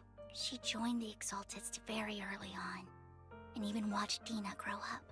That day, she was just so desperate to save Dina that all these years she's been following Dina, taking care of everything out of guilt, I think. But I didn't just fail to save Dina. I trapped her. I see misfortune approaching, but I can never change its course or avoid the bad ending. Maybe I really am a bringer of misfortune. Wait, bringer of misfortune? Oh my god, bringer... Revenge! Anyway, don't think like that, Vivian. No way. You're not the one bringing bad luck.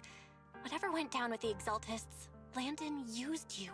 As for Sure. Dina and Camille, they know the truth. and they just made their choices. The hollows and the disasters they caused took more than just their loved ones. But not all survivors cling to obsession and hatred like they do.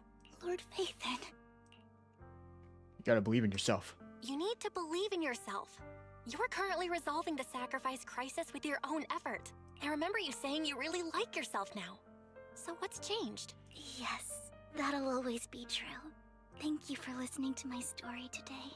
Years have gone by, but I've never had the courage to face all this. Maybe Dina and I were meant to meet today, so I could finally spill it all out.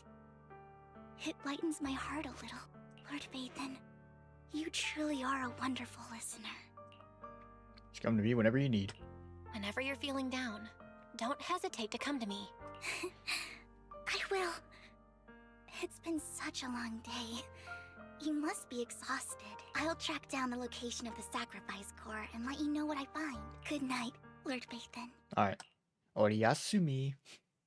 They're bidding farewell to Vivian. You head back to the video store. You see the collectible she gifted you on the table and it stirs a flood of memories. You've been through so much lately. You hope the sacrifice crisis can be resolved smoothly. Pondering the whereabouts of the real sacrifice core. Weariness sets in, and before you know it, you drift off to sleep. Ow. You drift off to sleep. Oh, I spat. Damn it. Okay, anyway. You wake, it's almost noon. Alright, Belle. Vivian was in the store just now, but you weren't here. Did she need something? It was about the sacrifice core. The first time the sacrifice core appeared was at that auction, so she decided to try and find the security footage from after that day. It's possible more happened afterwards and we're just simply unaware of it. If we can get the footage, we might gain more clues. Belle, if you have time, head to Lumina Galleria to meet up with Vivian. Yeah, let's go. So we're on to the next part of the story. Alright. Earlier, Vivian exchanged information with an acquaintance in that auction house's lounge. Oh! I didn't expect you to be working Show, here. hey, Perfect. my goat. Okay, this is unexpected. Hello. Hey, Show. I was just covering someone's shift. The screening here is super strict, and I was afraid the supervisor would realize I was new and subbing for someone, so I hid in the control room during the supervisor's inspection. So I happened to bump into this guy, a blonde man wearing a hat, and I think he was checking some footage. Then he logged that footage into the tape he brought. Later, I found that part of the footage had been wiped. Blonde, wearing a hat. Could it be Hugo? Oh, we know it could be Michael Jackson. Do you know him? I think it's him. If it were Hugo... I think I know where he would hide the tape. Thank you, Shaw. You were a big help. Great! You also helped me a lot when I started working. I used to make mistakes all the time. Oh, wait, I should take a screenshot of this. Yeah, there you go. Vivian and Shaw. If it weren't for you cleaning up my messes, I would have been fired ages ago. So I'm happy I could help you too. All right, go ahead and do what you need to do. We'll catch up another time. Alright, after saying goodbye to Shaw, Vivian leaves the lounge. But yes, now we have confirmation. Her name is pronounced Shaw. I remember one time I looked it up because I was like, how do you say it? Like Sajol or something, and I was like, oh, Shaw. Shaw. You shall not pass. Alright, Lord Phaethon, you're here. Someone I used to work part-time with just so happens to be covering a shift at the auction. I learned from her that Hugo once took some footage away from him. I think Hugo was planning something, so he hid the security footage. But once I knew when Hugo came here, I should be able to guess where he put the videotape. How? Huh? Oh. We are Mockingbird after all. It shouldn't be surprising we have subtle ways of communicating information, should it? Once, on a mission, we couldn't use communicators. So, Hugo trained a few birds and put trackers on so we could communicate. But after that mission ended, we let them roam free. But I just checked their trackers, and one of those birds flew near the auction venue on the day Hugo took the footage. It still flies around here from time to time. The tracker only gives a broad area, but I believe this might be something Hugo left for us to find. If I'm not mistaken, the videotape is hidden wherever the bird is. I can't be sure which bird Hugo used this time. But all the birds he originally trained had at least some black feathers. Oh yes, the raven. Alright. Lord Phaethon, let's split up and search for clues. It's a Scooby-Doo mystery. If you see a bird, you can send me a picture of it. I should be able to recognize it. Yo, you want a photo here? Oh yeah. Vivian always aura farming, dude, I tell you.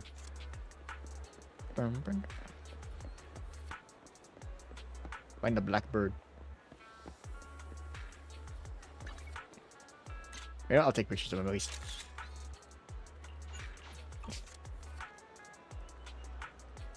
Alright. Alright, negative answer. Oh, wait, no, she's over here now. Hello. So cute, so soft, I had to convince Hugo to use this little guy here. Though it's cute, this isn't a bird Hugo trained. Let's keep searching. It must be around here. That's kind of cool though, like she actually moves around. Especially to where you found the birds.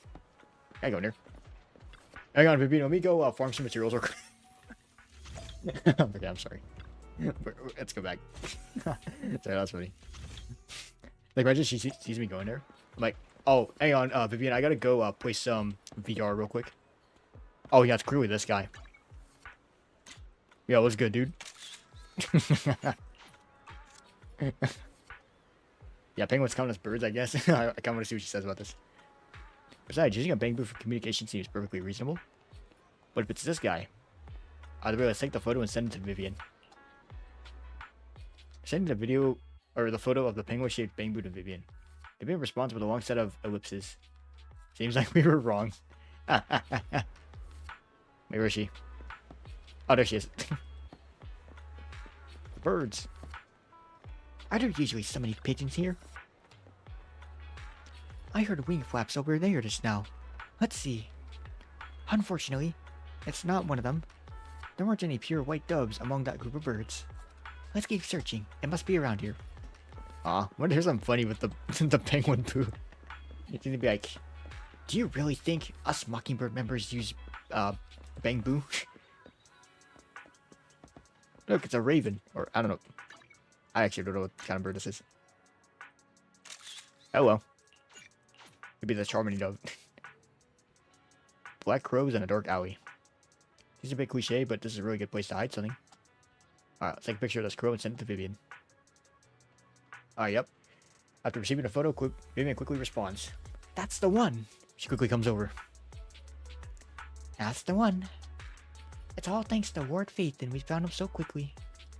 If it's here, then Hugo must have hidden the videotape among these boxes. Oh yes, in the trash. Let's go. Look through the boxes and find a recording, but it's been damaged. After discussing with Vivian, you decide to head back to the video store and to see if you can basically repair it, and then see if there's anything on it. It's not a cat. All right. Amazing. Okay, no, I think all the birds are gone, even the bamboo.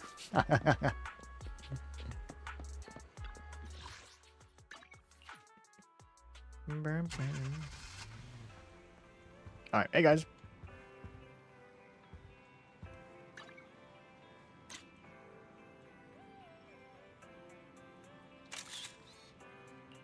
I don't know, I just want to take a photo of that.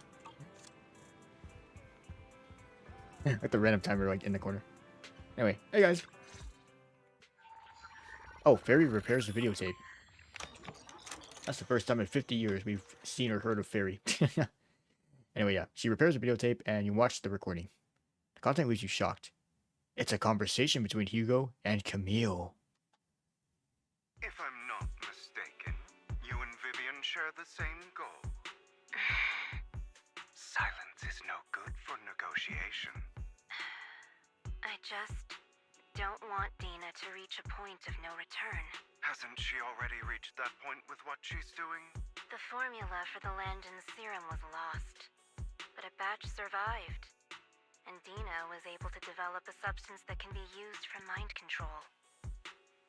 She's trying to combine the two to make sacrifices that would obey human commands. If the dormant sacrifice and the remaining Landon serum are destroyed, we can put an end to this. Dina's concoction can't create sacrifices on its own. And the sacrifice core? That belongs to the creator, not her. The creator. Although I find Landon's methods despicable, I can't deny that the Exaltists and the Creator are leading us in the right direction. I just don't want Dina to spend her life trapped by her father's mistakes. I mean, no offense, but I find your protectiveness rather weird. I will confirm the location of the dormant sacrifice and find the chance to relay the information to you. I do not want any of my people to be going into danger. As for the sacrifice core, I can only guarantee that it will not fall into her hands. As for how things will ultimately play out, The Creator will guide me. May the Creator guide us all. Alright, the end. Camille was actually destroying the dormant sacrifice? Why has Hugo never mentioned this before? Now Camille's actions make sense. But why did Hugo never tell us? Maybe he's I don't know, he's an insider or something of this operation. I don't freaking know, man. We basically killed him and he's never been seen again. So like, I don't know. Hugo. What is he doing? Belle, Lycon said there's something urgent he needs to discuss with us right now. Yeah, call him first. All right, let's patch him in. Master Proxy, I apologize for disturbing you. We have just learned that the Ravenlock family will host a banquet tonight. Oh yeah, time to infiltrate the premises. This banquet is rather special, as they're allowing members of their family to invite business partners to attend. With Hartman at the center of controversy, there are many members of the family who are eager to use this opportunity to replace him. The mayor has been spreading rumors of a young tycoon who inherited a sizable fortune and is looking to partner with a person from an old and influential family. This information has lured a young man named Burton from the Ravenlock family. Tim Burton? So, you want me to pose as this tycoon and use Burton to infiltrate the banquet? Correct. And Hartman's study is also located within the venue. I see. Hartman's study might hold valuable information. What about me? So, what should I do? I watch. You can attend as her +1. +1? +1. Lord Phaethon, please go with me. Master Proxy, it seems Miss Vivian requires Yeah, honestly. your presence, so... Yes, just your presence will help me immensely. Okay. Yeah, let's go. All right, then let's go together.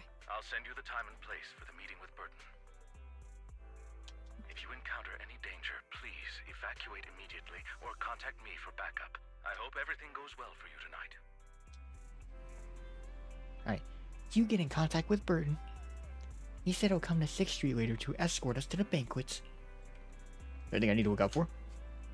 Don't worry, Lord Phaethon. Just leave the socializing to me. I won't let any evildoers get close to you. But, since there's still some time before we have to go... Should we watch an instructional videotape on formal dinner etiquette together? Okay, I guess. I learned everything from videotapes when I first went undercover at a banquet for a mission too. Though such a method isn't sufficient to master it, it's enough to deal with this one excursion. Let's go. Yep, I'll go over the key details for you as we watch the tape. Do some last minute studying on the etiquette expected at a formal banquet for your mission that night. Before you know it, evening has arrived. Lord Phaethon, Burton sent his location. Also, we're in our room. Oh my goodness. Videotaping and chill. Are you ready to join me for the banquet? Let's go. Then I'll meet up with Burton first and make sure he's not tampered with the car. Lord Phaethon, please wait 5 minutes before joining me. It'll be safer this way. Okay. Now, let's go. I'm coming. Oh, we got the customers here. Video store is still in business. Oh, there she is. No, wait. Alright, just a random ass car here. I don't know why, that's just funny. Bro's looking at me too. He's like, hey, no photos of the car. That's it. Forks. Forks. Forks. This guy must like forks. Anyway, Mr. Burton. Miss Banshee, this is... Is something the matter? What I mean is, this person doesn't look like your bodyguard. The Ravenlocks can protect me, no? If that's true, why would I bring a bodyguard? This is my escort for the night. She heard the Ravenlocks are throwing a true feast for the centuries, with plenty of delicacies not available anywhere else, and she wanted to try some. You aren't so stingy as to not even allow your guests a +1, are you? Of course not. But you're an important companion of Miss Vivian's. You are also my honored guest. Let's be off then. My chauffeur... my chauffeur, I shall not even pronounce the word. My chauffeur shall take you to the port. And from there, we will take a speedboat to the Manor. About an hour later, you arrive at the Ravenlock Manor. With Burton's guidance, you go through numerous security checks before finally arriving at the banquet hall. Alright.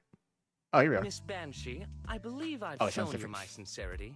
Now how about you? Also, bro was like elf ears. It was like a... you and Vivian look like closely related or something. Sincerity?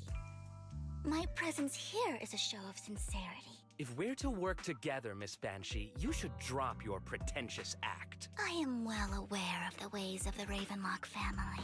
If I were to come empty-handed, I probably wouldn't even be able to make it out the front door tonight. Since I agreed to come with you, and even brought along my most precious companion.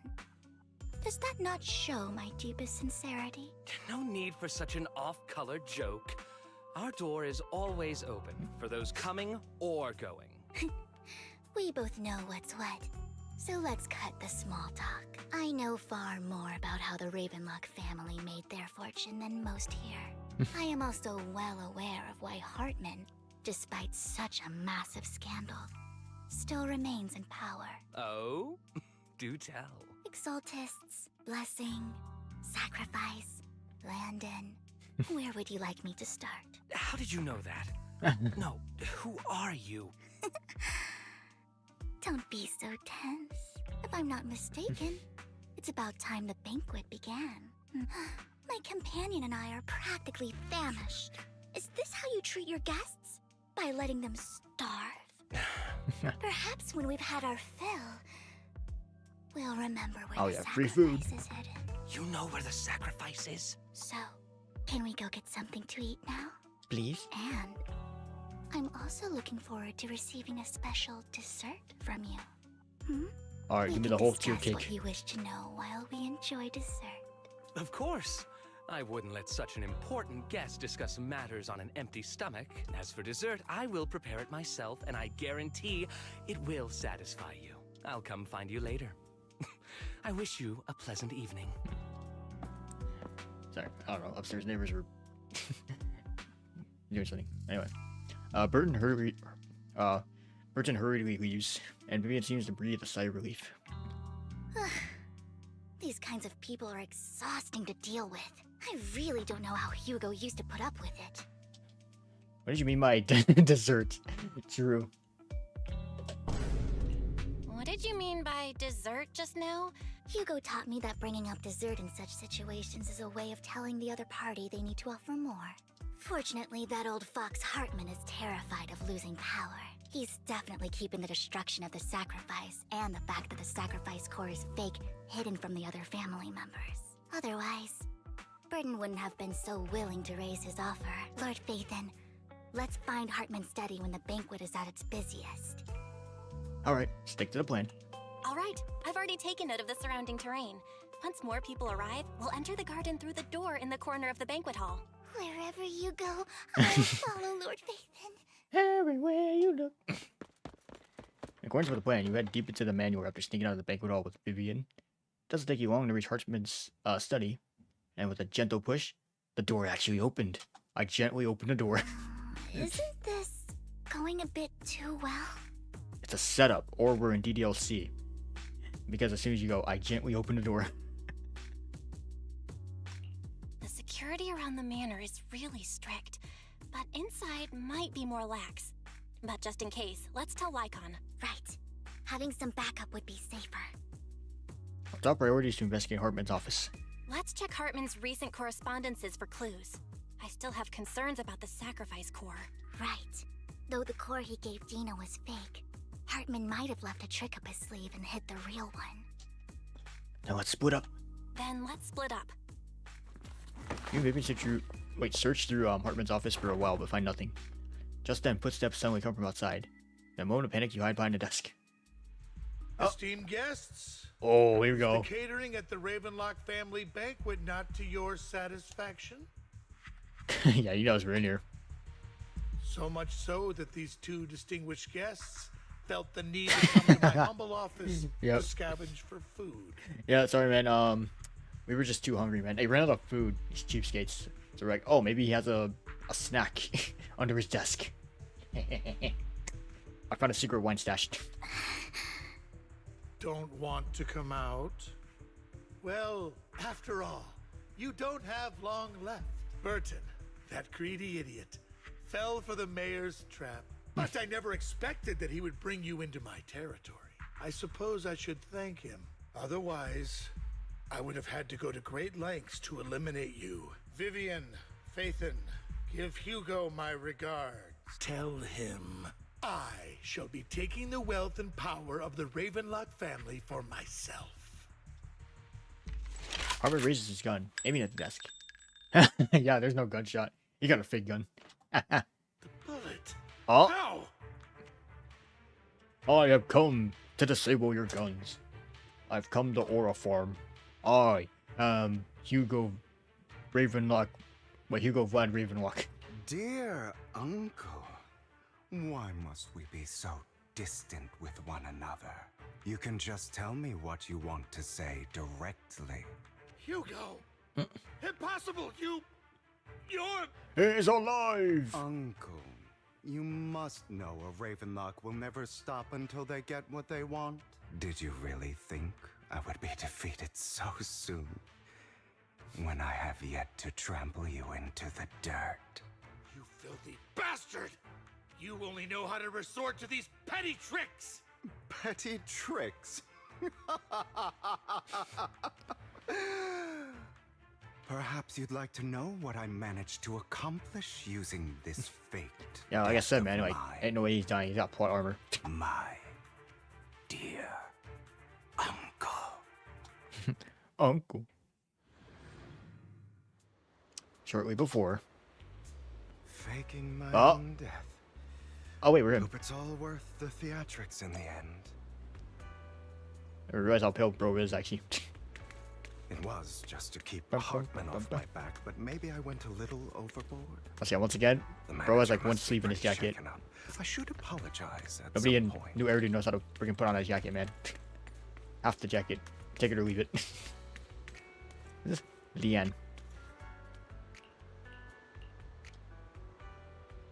I'm Jinx and you're the Jinx. Okay, I think it's the same dialogue. Nothing really new. You're late. I know, right? I planned this date many hours ago. Spare me a moment I want you to kiss catch me. my breath. You're taking longer to rest than I expected. Alright, we'll take this too. Alright. Lycon, you think too highly of my physical capabilities. Well, thank you for your cooperation. I must say, if nothing else, at least your acting skills have improved. Why do you look so angry? You should be happy. We pulled that off together with flawless teamwork and managed to fool everyone. Drop your foolish facade. I'm glad you still remember the code we set all those years ago. And thank you for ensuring your sleight of hand didn't deteriorate. Oh, right. I should also thank the blood bag hidden in my clothes and our other props. Do you remember when we last used this trick? It was probably ages ago. Sometimes I really don't understand you. Have you never thought about what the consequences would be if I didn't understand your code? If I decided against helping you? Or if I just couldn't control my strength properly? You'd understand it. Of course. If things really did go awry, I had alternative plans. You wouldn't be so arrogant as to think I'd bet everything on you, would you? You're insane. No, I'm flattered. The text said so what something exactly different. is the purpose behind all this? Surely after going to such great lengths to erase your own existence, you don't just plan to hide here and reminisce about the past with me. Yeah, not yet. Don't try to brush this off. I've already helped you enact your plan. Tell me the truth. Don't get your tail in a twist. I have more plans that require your assistance, so naturally I would not hide anything from you.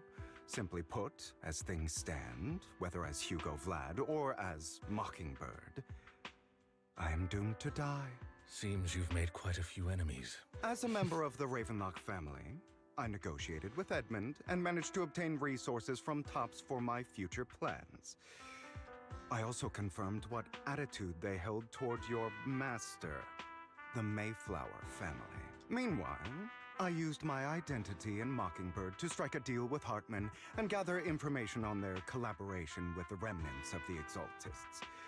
That's where I got my intel on what Bringer left. Oh, by the way, the crime declaration letter that your dear mayor received, that was also sent by yours truly. He's probably figured that out by now, right? Though I'm not sure if he told you. The mayor learned about the sacrifice attacks through his own means, but lacked an opportunity to take action. That warning letter was precisely what he needed. You aren't hopeless yet. How delightful. In short, I'm more well-informed than your lot because I get around, dealing with all these different important figures. But of course, it comes at a cost. It's only fair. After all, you can't hide the smoke from a wildfire. Rather than trying to carefully tame it and risk setting yourself alight, it's better to let it burn free. When I helped you put on your little act, killing you in front of everyone, you left the sacrifice core to Hartman. That was intentional too, then? Oh, yes. And it worked like a charm, didn't it? Now no one cares for me anymore, and all eyes are on Hartman. A perfect situation for keeping the Ravenlock family in check while dealing a cutting blow to the Exaltists behind them. Another crucial point is Vivian and Phaethon. I must sever any ties they have with me or Mockingbird. Although I feel bad for Phaethon about what happened, but it had to be done. That's the only way they would be safe, allowing the plan to continue. I noticed that you never turned your blade toward Master Proxy. So, those words you said back then were also... I will bloody my hands. I will carry the weight of my sins. I will become the Abyss. Obviously, it was all an act. My acting has always been impeccable, as you know. Hugo, you're taking such a tremendous risk. Why? Would you believe me if I said it's for justice? But unfortunately, it's not. I want revenge on the Ravenlock family. And I will make sure that despicable excuse for a human being, Hartman, suffers a slow, torturous end. Of course. I also promised Vivian that I would help her investigate the whole thing with the Exaltists. That's all. You don't look too good. Is it your wounds? No. This is the first problem I plan to resolve. Lycon, do you have a place that is sufficiently discreet, quiet, and can take a lot of damage? Sus. Like always, you go to a small warehouse in Port Elvis. Hugo is quite pleased with the place. Scanning the area for a moment, he sits down on a chair, pulls out some rope, and ties himself up. Yo. What are they doing? What exactly are you doing? Why is bro sweating? I don't know if I should be concerned. Don't look at me like that. If I didn't have to do this, I wouldn't. Hartman recently obtained a bizarre substance, most likely from those crazy Exaltists. After use, it allows control of the victim's mind. To some extent. You were dosed with it? To be more precise, Lycon, I deliberately allowed Hartman to put this drug in my cup to facilitate our previous collaboration. Yeah, I suspected Hartman was gonna drug you with the wine. He wasn't just gonna easily be like, "Oh yes, Hugo, of course I'll collab with you. Now have a drink." Hugo tells Icon of what happened back in the private suite when he was negotiating with Hartman. The only reason Hartman agreed to work with them was because of this. Because he had drugged that red liquid. After that, every time Hugo and Hartman met up, the latter would always add a small dose of that drug into Hugo's cup and then ask questions, attempting to glean information. After finding out about it, I quickly found someone to help analyze its composition. The good news is he gave me a very low dosage. Perhaps because he was afraid I might notice. There's a different medication that can delay its onset, preventing me from actually being under his control. I simply need to put on a show in front of my dear uncle. The bad news is that currently there is no antidote. So he's cooked. When I delay those effects, however, they will accumulate and erupt when my body reaches its limit. It may even break my mind. Oh god, mind blew. And that's exactly what's happening now. I need to endure those accumulated consequences. So, I will lock myself in this room for however long that takes. I've tied my limbs to prevent me from smashing this place or accidentally hurting myself. Anyway, after you leave, do not open this door, no matter what you hear. I recommend seeking professional medical assistance. This is advice I received from a doctor. Or are you saying Which doctor? you don't believe I can make it? So, I can't. Come find me here at the scheduled time. All you need to do is smile and await my victory. What if I want to stop you? You know you won't succeed. You never have. And you never will. Well, time is short. Let's begin. I understand. Don't die, you stupid bastard. Yeah, hey, no dying. Dying's not allowed. After who knows how long, after enduring seemingly endless pain, Hugo finally awakens. The ropes that bound him had come undone. I figured out what happened, honestly. Though he didn't know when that happened. Hugo checked himself over. Thankfully, he hadn't injured himself that badly while he was going crazy. After some time, Hugo straightens out his attire, tidies himself up, and opens the warehouse door. Oh god, I'm on drugs. Because the side effects haven't worn off yet. Lycon's late. I'm surprised. Or is something wrong with time itself? Mr. Stark, I don't feel so good. Looks like someone's over there. Might as well go ask. Question mark. Oh my god, Robin? Welcome to my... Oh. It's all your fault. Why were you born with those eyes? If it weren't for you, I wouldn't be in this mess. I had made it. I endured it for so long. All those years of planning. I was so close. He already agreed.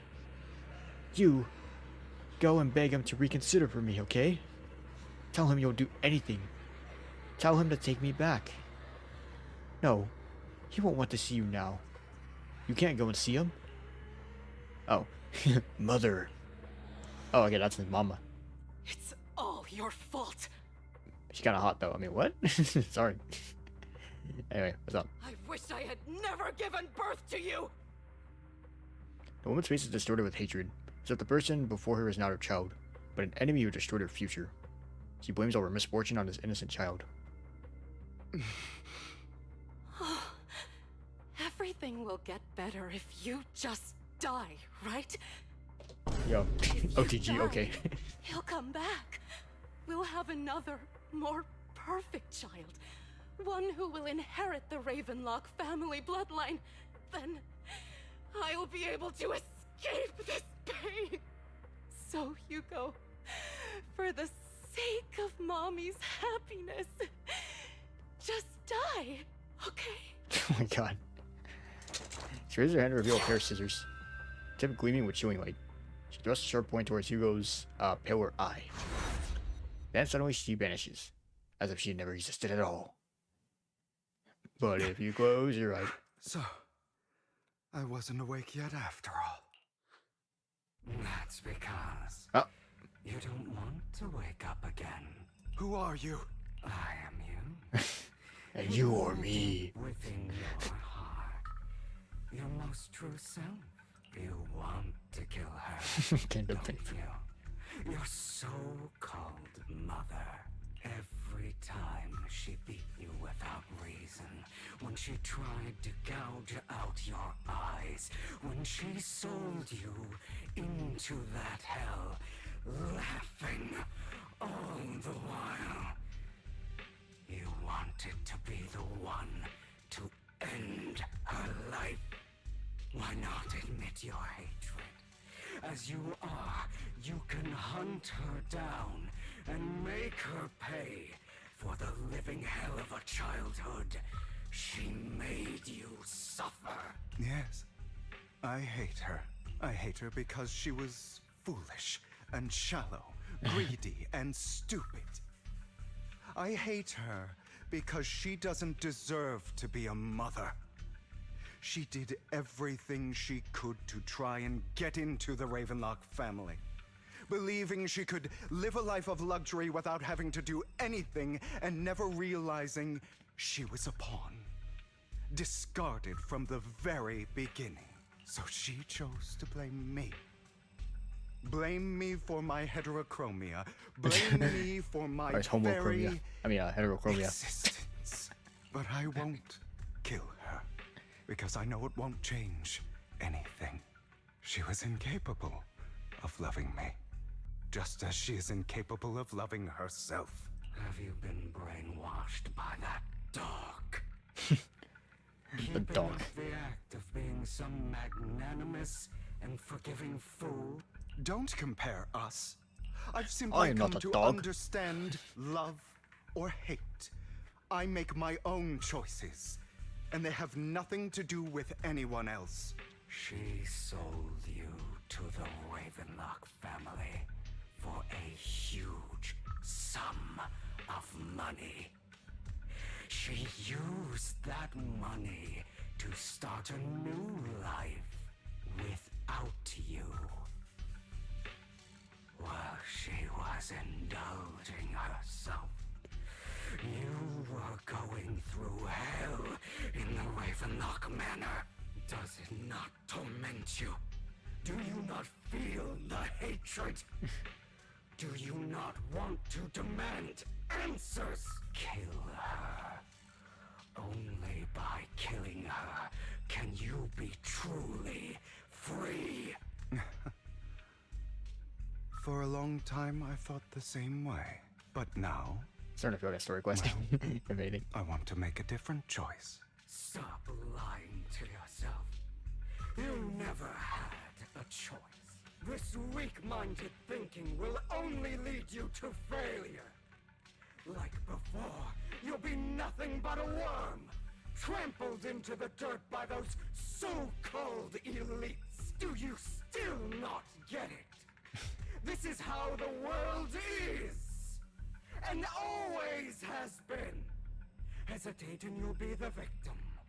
If you don't grab your knife first, you'll end up being on the other end of the blade. If you want to change anything, you must first become the one who makes the rules. Just like that woman. The only reason she could treat us that way was because we were weak. So listen to me.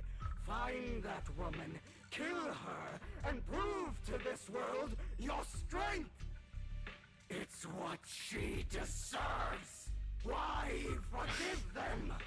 They don't deserve it. I'm not forgiving them. Or rather, I don't care about them. They don't even matter, at least not yet. You know, perhaps the person I hate the most, the one I truly cannot forgive, has never been someone else, but rather my weak, powerless past self who could do nothing but hide inside a closet and cry. I hate myself for having neither the strength nor the courage to resist. I hate myself for begging for so-called familial love, even after being treated so terribly. I hate that despite the pain of my wounds, I still hope to receive the carrot and not the stick. And that means you. Correct. So, I forgive you. I forgive myself. You'll regret this, fool. Your pretty words mean nothing. You will ultimately return here to me. Okay. Been sitting down for a while. An intense bout of dizziness, Hugo awakens in a dark warehouse. The ropes that bound to him are come undone at some point. Hugo takes a deep breath of the damp air and stands up. Hugo straightens out his attire and tightens himself up. Then he opens the warehouse door. I see. This is still an illusion. Finds Serena. I wonder who's going to show up this time.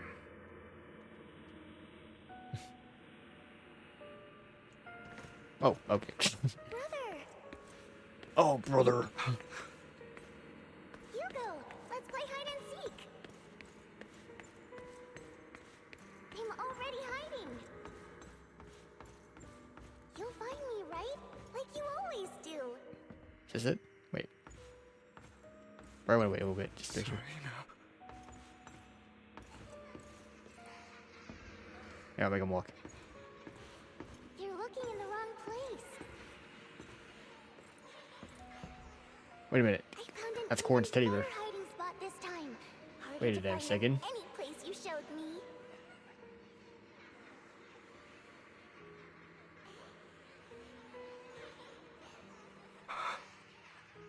Hey, Hugo. Do you ever wonder why I wonder how. had to die? I wonder why. It was because of me. That's right. Here you It was because of you. It's all your fault. If only you didn't exist, I wouldn't have had to suffer. Right here. Oh, wait. Okay, that didn't work there. Dun, dun, dun, dun.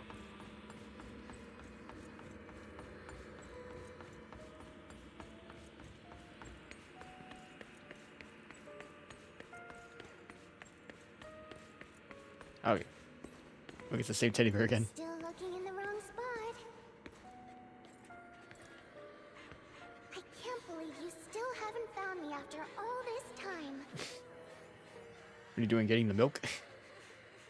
No wonder I've never found you. Have you forgotten about me?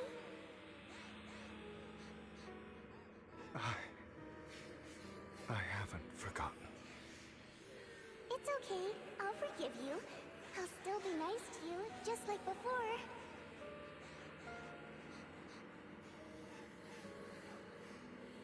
I was the only one who was I'm ever back here. nice to you, wasn't I? Yes. Then tell me, why do good people always suffer? Why is this now over here? Kindness always punished instead. Tell me, Hugo, why?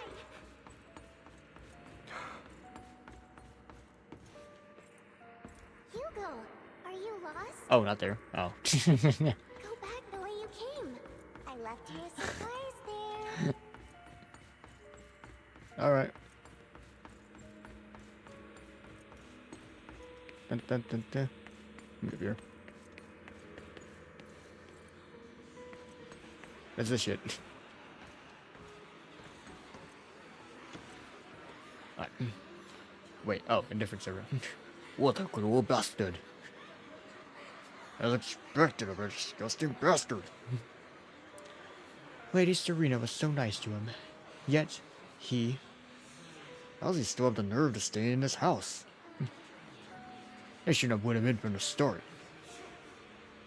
Filthy, woolly blood.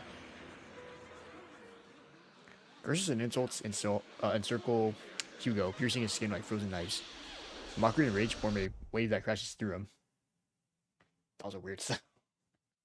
But the sudden stop. But yeah, anyway, they were threatening to drown him. Then as the cacophony reaches its peak, it goes silent.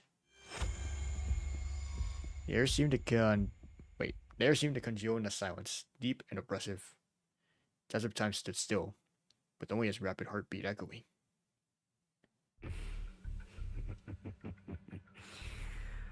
I told you that you would eventually return. We meet again, my friend. I told you, I am you. The side of you that you've always tried to deny existed. Of course. I know. This time it's about Serena. Right? Yes. You have The drooping ears. I don't think I've ever seen a baby do that. In the Ravenlock family, unfortunately. It was her kindness that led to her untimely death. It was my fault. I don't like the way you blame yourself. Because that means I'm to blame as well. And I don't think I did anything wrong. Your mother sold you to the Ravenlocks. And your father, he saw your talent and wanted to use you to push the other children into competing with each other. My brothers and sisters wanted to get rid of me from the moment they first saw me. In their eyes, you were no more than a slave. But Serena dared to treat you, a slave, as if you were human. And so, she was fated to die. They tried to kill me many times, but I was careful, and they did not succeed. So they killed Serena, who was weaker, an easier target, and pinned everything on you. Serena died in your place. Those cruel brats thought that by reporting this to Father, they could use it to get rid of you, a rival who threatened their positions. Yet, not only did Father not blame you for the incident, he praised you for it. In this world, only the ruthless, cruel, and merciless can stand at the top. And that's exactly what you managed to live up to, no? You found a perfect opportunity thereafter to catch the ringleader of the group who framed you and almost beat him to death.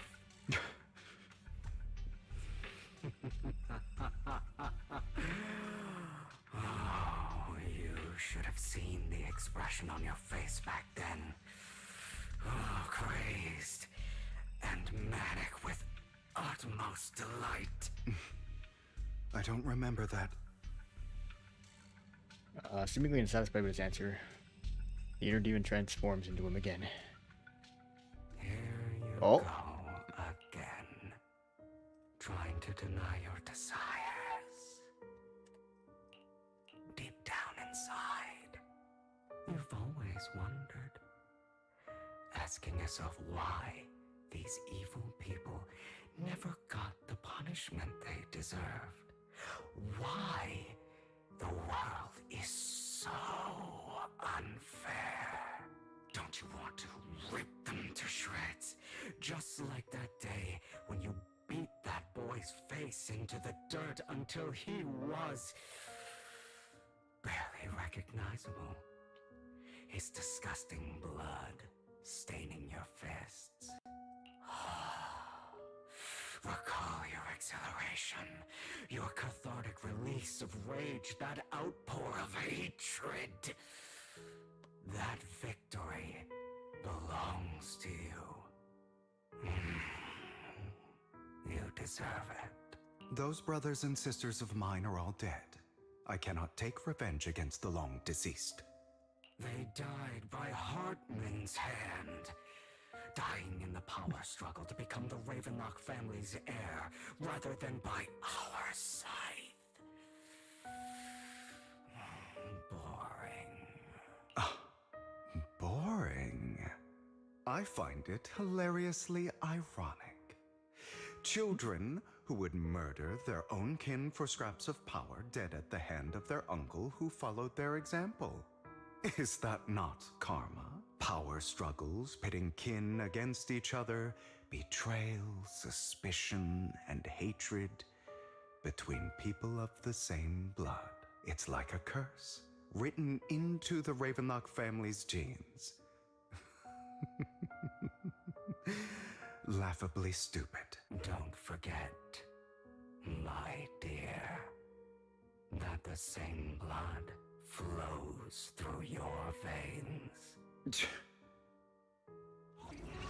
that the previous words? The inner demon transforms into Hartman. Oh. That's right, my dear nephew.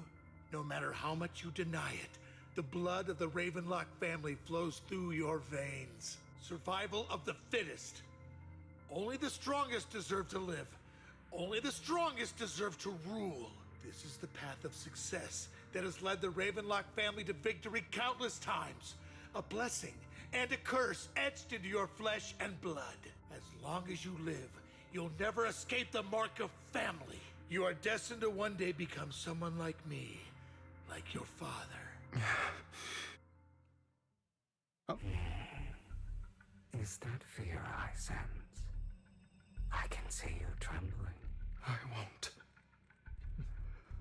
won't become like my father. Never. You won't become a failure like him. So relax. Our power eclipses him, and so does our ambition. So, do not deny your own desires. Do not resist your own ambition. This is the talent you were born with. Admit it. Deep within your heart lies a spark, yearning to ignite a raging inferno that will burn everything down. And I am that spark. Your intense mountains dizziness, Hugo awakens in the dark. Okay. It's actually the exact same text. That's kind of funny. Okay. Lycon. Master Lycon. Never thought I'd be this genuinely thankful to see you. Okay, I'm not sure how long this section is gonna be. Seeing you Cause, means this never-ending nightmare is finally over, right? Why did you break our oath? Why did you use me? My eye and these legs, they were all your fault. You know, you are exactly like your father. I don't want to hear something like that from you. You have no idea what that man, my father, is really like. A person who stops at nothing for their own interests and ambitions. Just like what you're doing right now. And what do you think I'm doing this for? All of this was part of your plan. You knew where the Ravenlock family was going to be, so you set Mockingbird's target there. To seek revenge, you plotted to assassinate your own father, but he was too vigilant, and you failed. After almost being assassinated, your father was furious and locked everyone in the hall, but was unable to find the assassin. And what a coincidence that a hollow disaster just occurred in the vicinity. So he used it to eliminate all the unfamiliar faces there, turning them into victims of the hollow, an easy feat for the Ravenlock family. So, the one who killed innocents was my father, not me. You knew what choice an extremist like him would make. And you used the chaos to once again attempt an assassination. This time you succeeded. You killed your own father, at the cost of innocent lives. Admit it, Hugo. You don't care about anyone else. The only thing you care about is your revenge. How is that any different from your father? Enough. I'm tired. I may hate him for betraying me, but he wouldn't say something like that. What? You aren't Lycon. You're the other me, hidden deep within my heart. He takes a deep breath until he opens his eyes. Lycon is gone, and his place is that familiar figure. Yeah, it's still an illusion. I've been waiting for you, my dear. It seems you've already grown accustomed to this place. Just as you said, you are me, and I am you. There's no such thing as having an advantage over oneself. We are ultimately one and the same, forever inseparable. Then you should know what I want to say. When you and Lycon split, you didn't even try to clear up the misunderstanding, didn't deny or argue against what he said, because you realized that deep down, he was right about you. You just hadn't acted on it yet. Some people live only to bring more suffering into this world. For that, I must stain these hands in blood. That's right. Just like what you said before you faked your death. Were those words really just an act? To slay the dragon, you must first become one. You know the truth better than anyone. I might be skipping dialogue, I'm sorry. If you hadn't hesitated, and instead seized the first opportunity to kill your father, innocent civilians wouldn't have died. Your partner wouldn't have lost an eye and both legs trying to save people. And Mockingbird would have never gotten to that point. You can save more people. Save good people. Save more lives than the evil ones you take. I've spent countless hours in regret over that incident. So why not submit to your true nature? I wasn't responsible for Father's death. The true mastermind is my uncle, Hartman. His schemes to kill the head of the family were all so he could take control. So, for a behemoth like the Ravenlock family, with its roots so deep, a single person's death, regardless of who that person is, wouldn't change anything. Of course, whether it's Tops, the Mayflower family, or even the entire world, it's actually all the same. I refuse to be dragged down by pointless hatred any longer.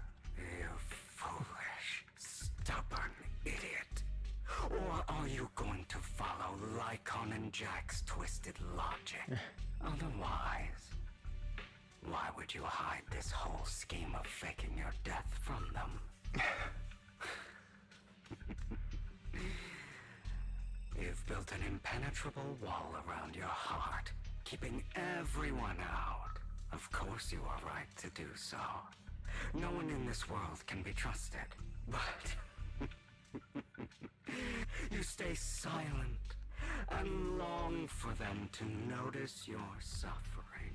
That's why you are incapable of exploiting them for your own ends. You care about their safety even more than your own. But remember, only the weak need companions, and we are children born from hatred. Come, let me show you what powers we can wield. But you are me, and I'll never lose to myself. Okay. Oh, cutscene, okay. What have we seen?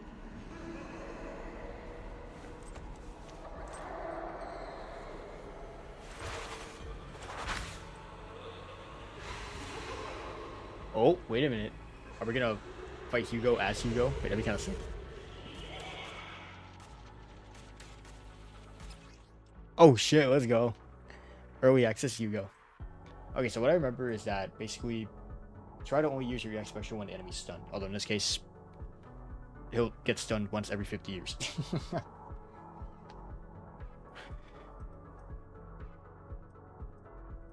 Think about all the injustice you've suffered. It's about time, if you choose to forgive. Okay, go.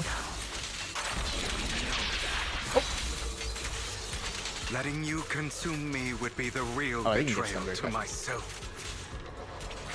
Trying to run, are we?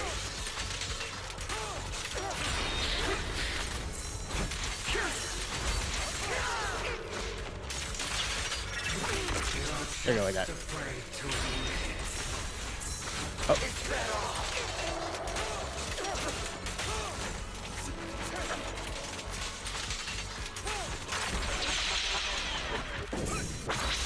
That.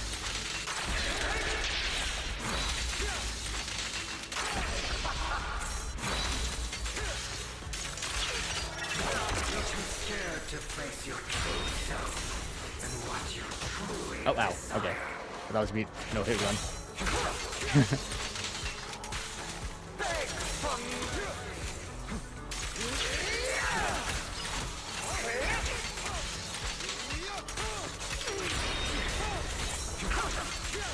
Okay.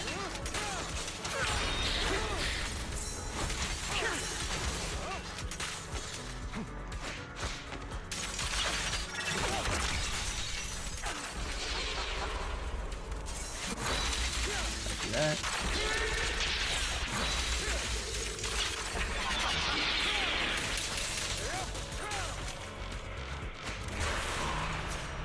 Are you trying to kill me? Got my hands are sweaty. You think you can just get rid of me? Without me, you are nothing. For what it's worth, thank you. Don't be afraid. You and I are inseparable. You're part of me, just as I am part of you. Fancy words won't change anything. No. It's not just platitudes. I finally understand now. Some pain only fades when it's seen. When it's accepted. So I won't fight you anymore. I won't hate myself anymore. Weakness, hatred, malice, strength, forgiveness, justice. Okay, well, that's over.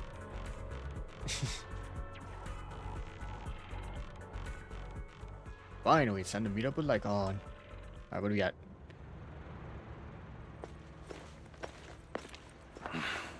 Hugo, it's time. Time to do the thing.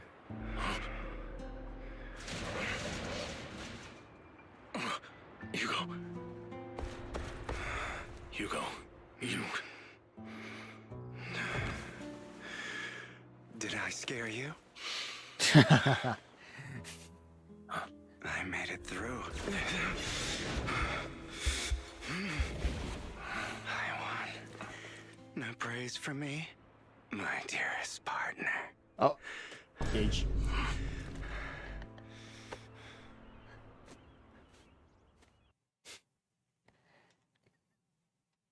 Alright, give him a kiss now.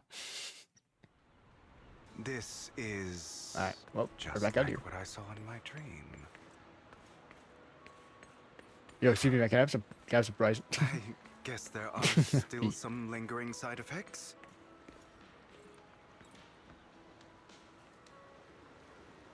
Oh, numbered out, okay. Ah, my former partner. You're still as punctual as ever. Are you sure you're fully recovered? How about we fight? Ah. And I'll show you how recovered I am. I refuse to fight someone who is in need of medical attention. Lycon falls silent for a moment and eventually hands over a coin. No. Looking at the packaging, it's not a coin, but familiar chocolate. How thoughtful. I'm touched. Or perhaps is this simply part of Victoria Housekeeping's professional care? I'd rather you not starve to death. Hugo takes the coin. After a moment of silence, he eventually eats it. Not to your liking. I'm fairly certain this is the same kind as before. No. I've just gone too long without food. It feels a bit uncomfortable. Either way. Thank you. Now tell me, what exactly happened in the warehouse? Just going a bit crazy from... you know what? Were you expecting anything else? But... I did have a very long dream. A dream about many things from the past. If I had to put it into words, it would be like giving myself psychological therapy. You seem like you could benefit from some too. How about it? Want to book a session with me? Trust me, I'm a pro. Seems you really have recovered. Well, of course. I'm feeling pretty great right now. Like I could argue with you all day on every petty detail of who exactly was in the wrong back then. I wanted to ask, what you said about Mockingbird before, when you faked your death, was that part of the act? Mayhaps. You mean the part about how Mockingbird has never really changed anything or saved anyone? I didn't expect you to still be so hung up on this. Interesting. After all, it was you who chose to betray Mockingbird. To betray me. Just as I said before, I never considered Mockingbird a failure. Perhaps Mockingbird deviated from its origins, but it has its value. You shouldn't reject the things you've done. Or Mockingbird. I have contemplated this before. Yes. Mockingbird has helped some people and has genuinely managed to cause trouble for those who abuse their positions of power. Yet those in high positions still possess immense resources, and the people we helped remain destitute and suffering, willing to become slaves to those in power for scraps. But just as you said, even if what we did was childishly idealistic and flawed, as little as we actually achieved, even the slightest change is by no means meaningless. Nothing holds more value to me than Mockingbird. Hugo stares out at the ocean. A gentle breeze whips his golden locks. The sunlight glints off both of his eyes. All right, let's catch up later. I don't know why I'm so tired. I still have things to do and need to wrap up my plan. I thought you would rest up first. As much as I would prefer that. If all has gone to plan, the fish will have taken the bait already. Well then, thank you for your assistance, former partner. I'll go with you. Lycon, surely you don't think that because I just recovered, I'm too weak to deal with those useless fools. Hartman's actions will disturb the safety of New Eridu. As I serve the mayor, I should intervene. Very well, whatever. Let's go. And don't slow me down. Alright. Oh, before that, don't you have something to tell me? What do you mean? Don't play coy with me. I know you're not spilling your whole plan. So you kick things off by approaching Edmund from the top's big shots. How did you manage to sweet talk him? I am a bit of an illegitimate child, but I still have that Ravenlock family blood running through my veins. Funny enough, this Lord Edmund thinks direct lineage is way more noble than the side branches, which is absolutely laughable. So I played his arrogance to my advantage. And, let's be real, I had some juicy intel to swap with those high rollers. But that's just Mockingbird's secret. So I can't let any outsiders in on it. I turned British for a second. Anyway. Was the sacrifice core from the mayor's lab your handiwork too? You could say that. The security there is no joke. So I had to leverage tops for some extra intel. After all, as you know, they've got plenty of moles planted next to your mayor. And it was you who threw the sacrifice core up for auction. Oh, wait, that's what I got. And it was you who threw the sacrifice core up for auction. Tenora and the Exaltus. You knew they'd all be over it. Yep. Okay, I'm not gonna read all this. Sorry. Let's see, feel free to take wild guesses. But honestly, I think those Denny's would rather be out in the wild than sitting in those hoity-toity accounts. And you found Hartman to talk to him into getting a partnership, getting your hands on more intel on the sacrifice and the Exaltus. After that, you shot your crime warning letter to the mayor, giving the city a legit reason to spring into action. Alright, yeah, that was spot on. We'll get you a real genius over here. In the end, you faked your own death to pull yourself out of the mess, and you used the whole show to redirect everyone's attention to Hartman and the Ravenlocks, keeping the Exaltus on their toes. Hold on a sec. If that's all there is, why did you let Hartman slip you the drug? I mean, you'd have a way to dodge that kind of thing. Lycon, I got something I've been keeping under my wraps. Actually, I've teamed up with your beloved mayor. What? How dare you? That mayor is supposed to be mine. When it comes to stopping the Exaltus, the mayor and I are on the same wavelength, so we can totally collaborate. What you should be wondering is why he didn't clue you in on this. The mayor must have his own reasons. If you can convince yourself that, more power to you. Just know that if you ever want to swing back to Mockingbird, you can come beg me. I'll be sure to turn you down gracefully. Alright, enough chit chat. It's time to go. That was funny. Oh, here we go. Just assume we had Hugo and Lycon. I'm sure you've heard about the missing workers Oh, yeah, it's just from Hugo. companies under the Ravenlock family, too. It's just there's do a video.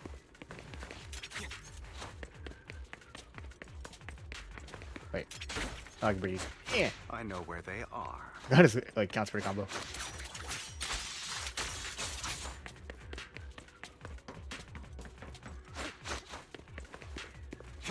Those are Ravenlock's men. The workers with them are the victims who were tricked into going into the Hollow. Oh yeah. Rest if needed, or you'll be no use to it. Come on, let's get them out of here. Wham. Oh. Look at this. Can I break it? Yeah. Oh, scare word. Oh well. You untied the workers. Oh, yeah, nice angle. Thank goodness. Someone's here to save us. Thank you. You're welcome. So, could you tell us what those Ravenlocks did to you before they ran off? They're a bunch of liars. They tricked us into this hollow. They said that they had a job with higher pay for us, but they kept avoiding the topic after we got here. Something didn't seem right, so I wanted to leave. But then they showed their true colors. They tied us all up and told us they were going to ship us off somewhere. They didn't make you take any weird medicine, did they? Medicine? No, but it wasn't just us they tricked. Another group went that way. I see. Here, take this carrot. There's an exit nearby. You should get out of here as soon as possible. I can't thank you enough. Let's go, Hugo. We must save the rest of them. You sure are eager. Anyway, later, dudes. I'm here. Alright, there you go. Fix the camera. Bunch of nobodies. Oh, what's up? Annoying as hell. Kill them! Whee! You're welcome to no, he's not standing there.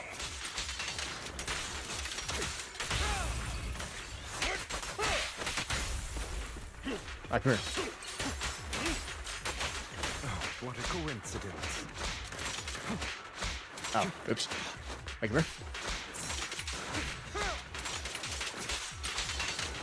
Scram before I get Wham.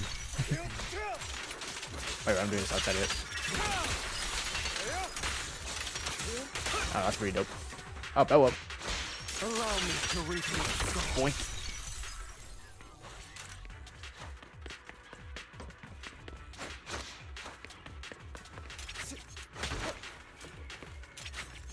Oh, wait. How do I get to that? Okay, I assume I just go around. More workers here. And quite a Yo, lot one of sec. them.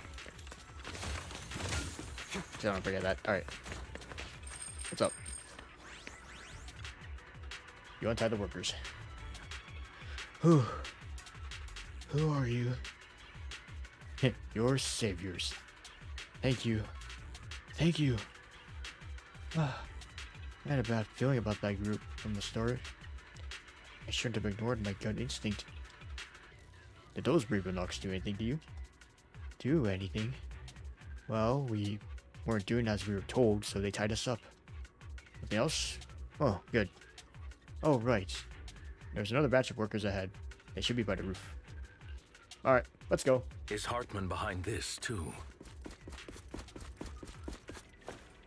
Of course. He threw them into the hollow like offerings for the Exaltists. To him, those workers are just another resource, no different from the ether his company might... Oh, whoops. I went there too quickly. There's more over there. Let's hurry. It's different this time. Don't rush in. Oh, yeah. Let's listen in on what they're saying first. I still need more direct evidence to ensure the plan is absolutely foolproof. The compensation you promised. It's all real, right? All we have to do is follow you into the hollow for some simple tasks, and you give us a huge sum of dennies. It sounds real suspicious. Shut your trap. You keep yapping and asking questions. If this is all so suspicious, why were you so eager to sign up for it? It's the money. Because I don't have a choice. My daughter was previously caught in the hollow disaster and suffered severe corruption. Yeah, see, that's fair though. Treatment costs have completely drained our family's savings. So that's why... It's the same for me. A serious illness at a senior age. I need the money. Who would risk taking a job like this unless they were desperate? I'll do it. No matter how suspicious. As long as I can get paid, I'll do anything. Even risk my life. Wait, you people from the Ravenlock family... Don't worry, you'll get every denny you were promised. Yeah, surely. But before we start, you all need to take this medicine first. Boy. Bro, should we really be doing this already? He said, hey bro, should we be doing this? These workers keep talking. We're wasting time like this. And the sooner they take it, the sooner it'll be over. Consider it an early release for them. What? You didn't say anything about having to take pills before. Look, this is good stuff, all right? It'll increase your ether aptitude. Exactly! You'll be working in the hollow for several hours. This is essential medication. You have to take it before we continue. If you refuse, then you can forget about the job.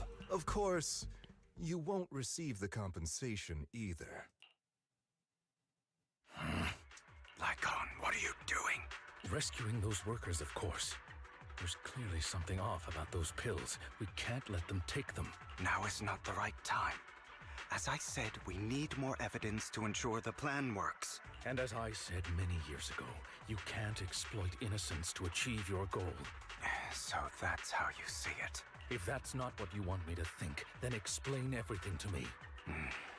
All right. It's a little complicated, but simply put, these workers will be fine. Of course, it's your choice to trust me or not. But if you try to rush in, I will stop you.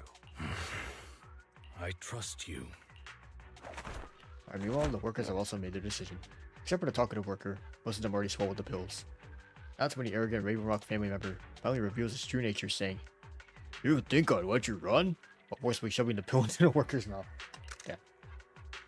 They're clearly capturing everything. Hugo lets out a sigh of relief. All right. That's the evidence. Now we can go and beat them into the ground as much as you want. I want to beat some bozos. Don't forget, you owe me an explanation. Also, don't overdo it and kill them. All right, Your Holiness, Saint Lycon. Who the hell are you? Oh wait, Lycon on the field. Wait, that's kind of funny. Why don't you take a guess? Boink. We're the ones here to stop you. Oh yeah. Your legs? How are they? To be honest, I think I prefer All the way first. you used to fight.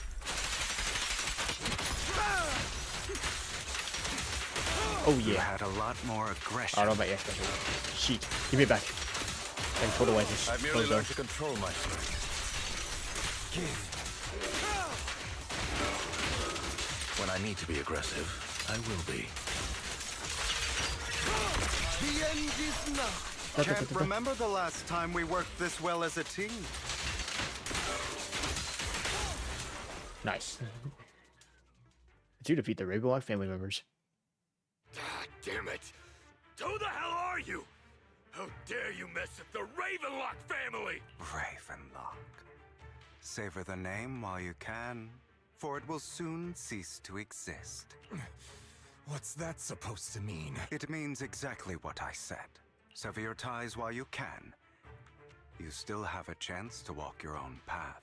The family's honor comes above all else. Is that really what you think? You're not from the main family, right? I don't have a choice. From the moment I was born into the Ravenlock family, You always have a choice. If you're willing to act. All right. Let's end the small talk here.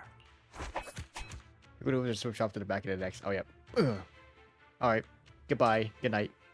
Don't worry, Lycon. I didn't hit them too hard, just enough to keep them quiet. Yeah, they just fainted, that's it. How's that? My acting's pretty good, right? As always. A certain someone nice should take some lessons from you. I'll leave the rest to you then. Okie dokie. Workers carry the Ravenlock family members away. Not only Lycon and Hugo remain. It's like, what is going on, Hugo? Okay, now can you tell me exactly what's going on here? As you can see, that worker just now was actually an informant of mine. The pills were swapped out with vitamin tablets. Outside of this batch, some workers have already taken the actual substance Hartman has. But rest assured, the antidote for it is already in development. I found the best in the field to help, and with the data I collected before, we should have results soon. I wanted to ask. The reason you decided to lock yourself in a room and endure the effects of the it's to find an antidote. I assume because most people die before an antidote can be found. So he goes like, alright, my turn.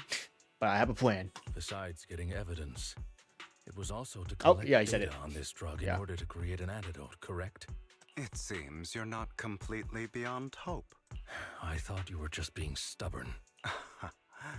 Sometimes I wonder if you know me at all. Then I have one last question. Why did you never tell me any of this back then?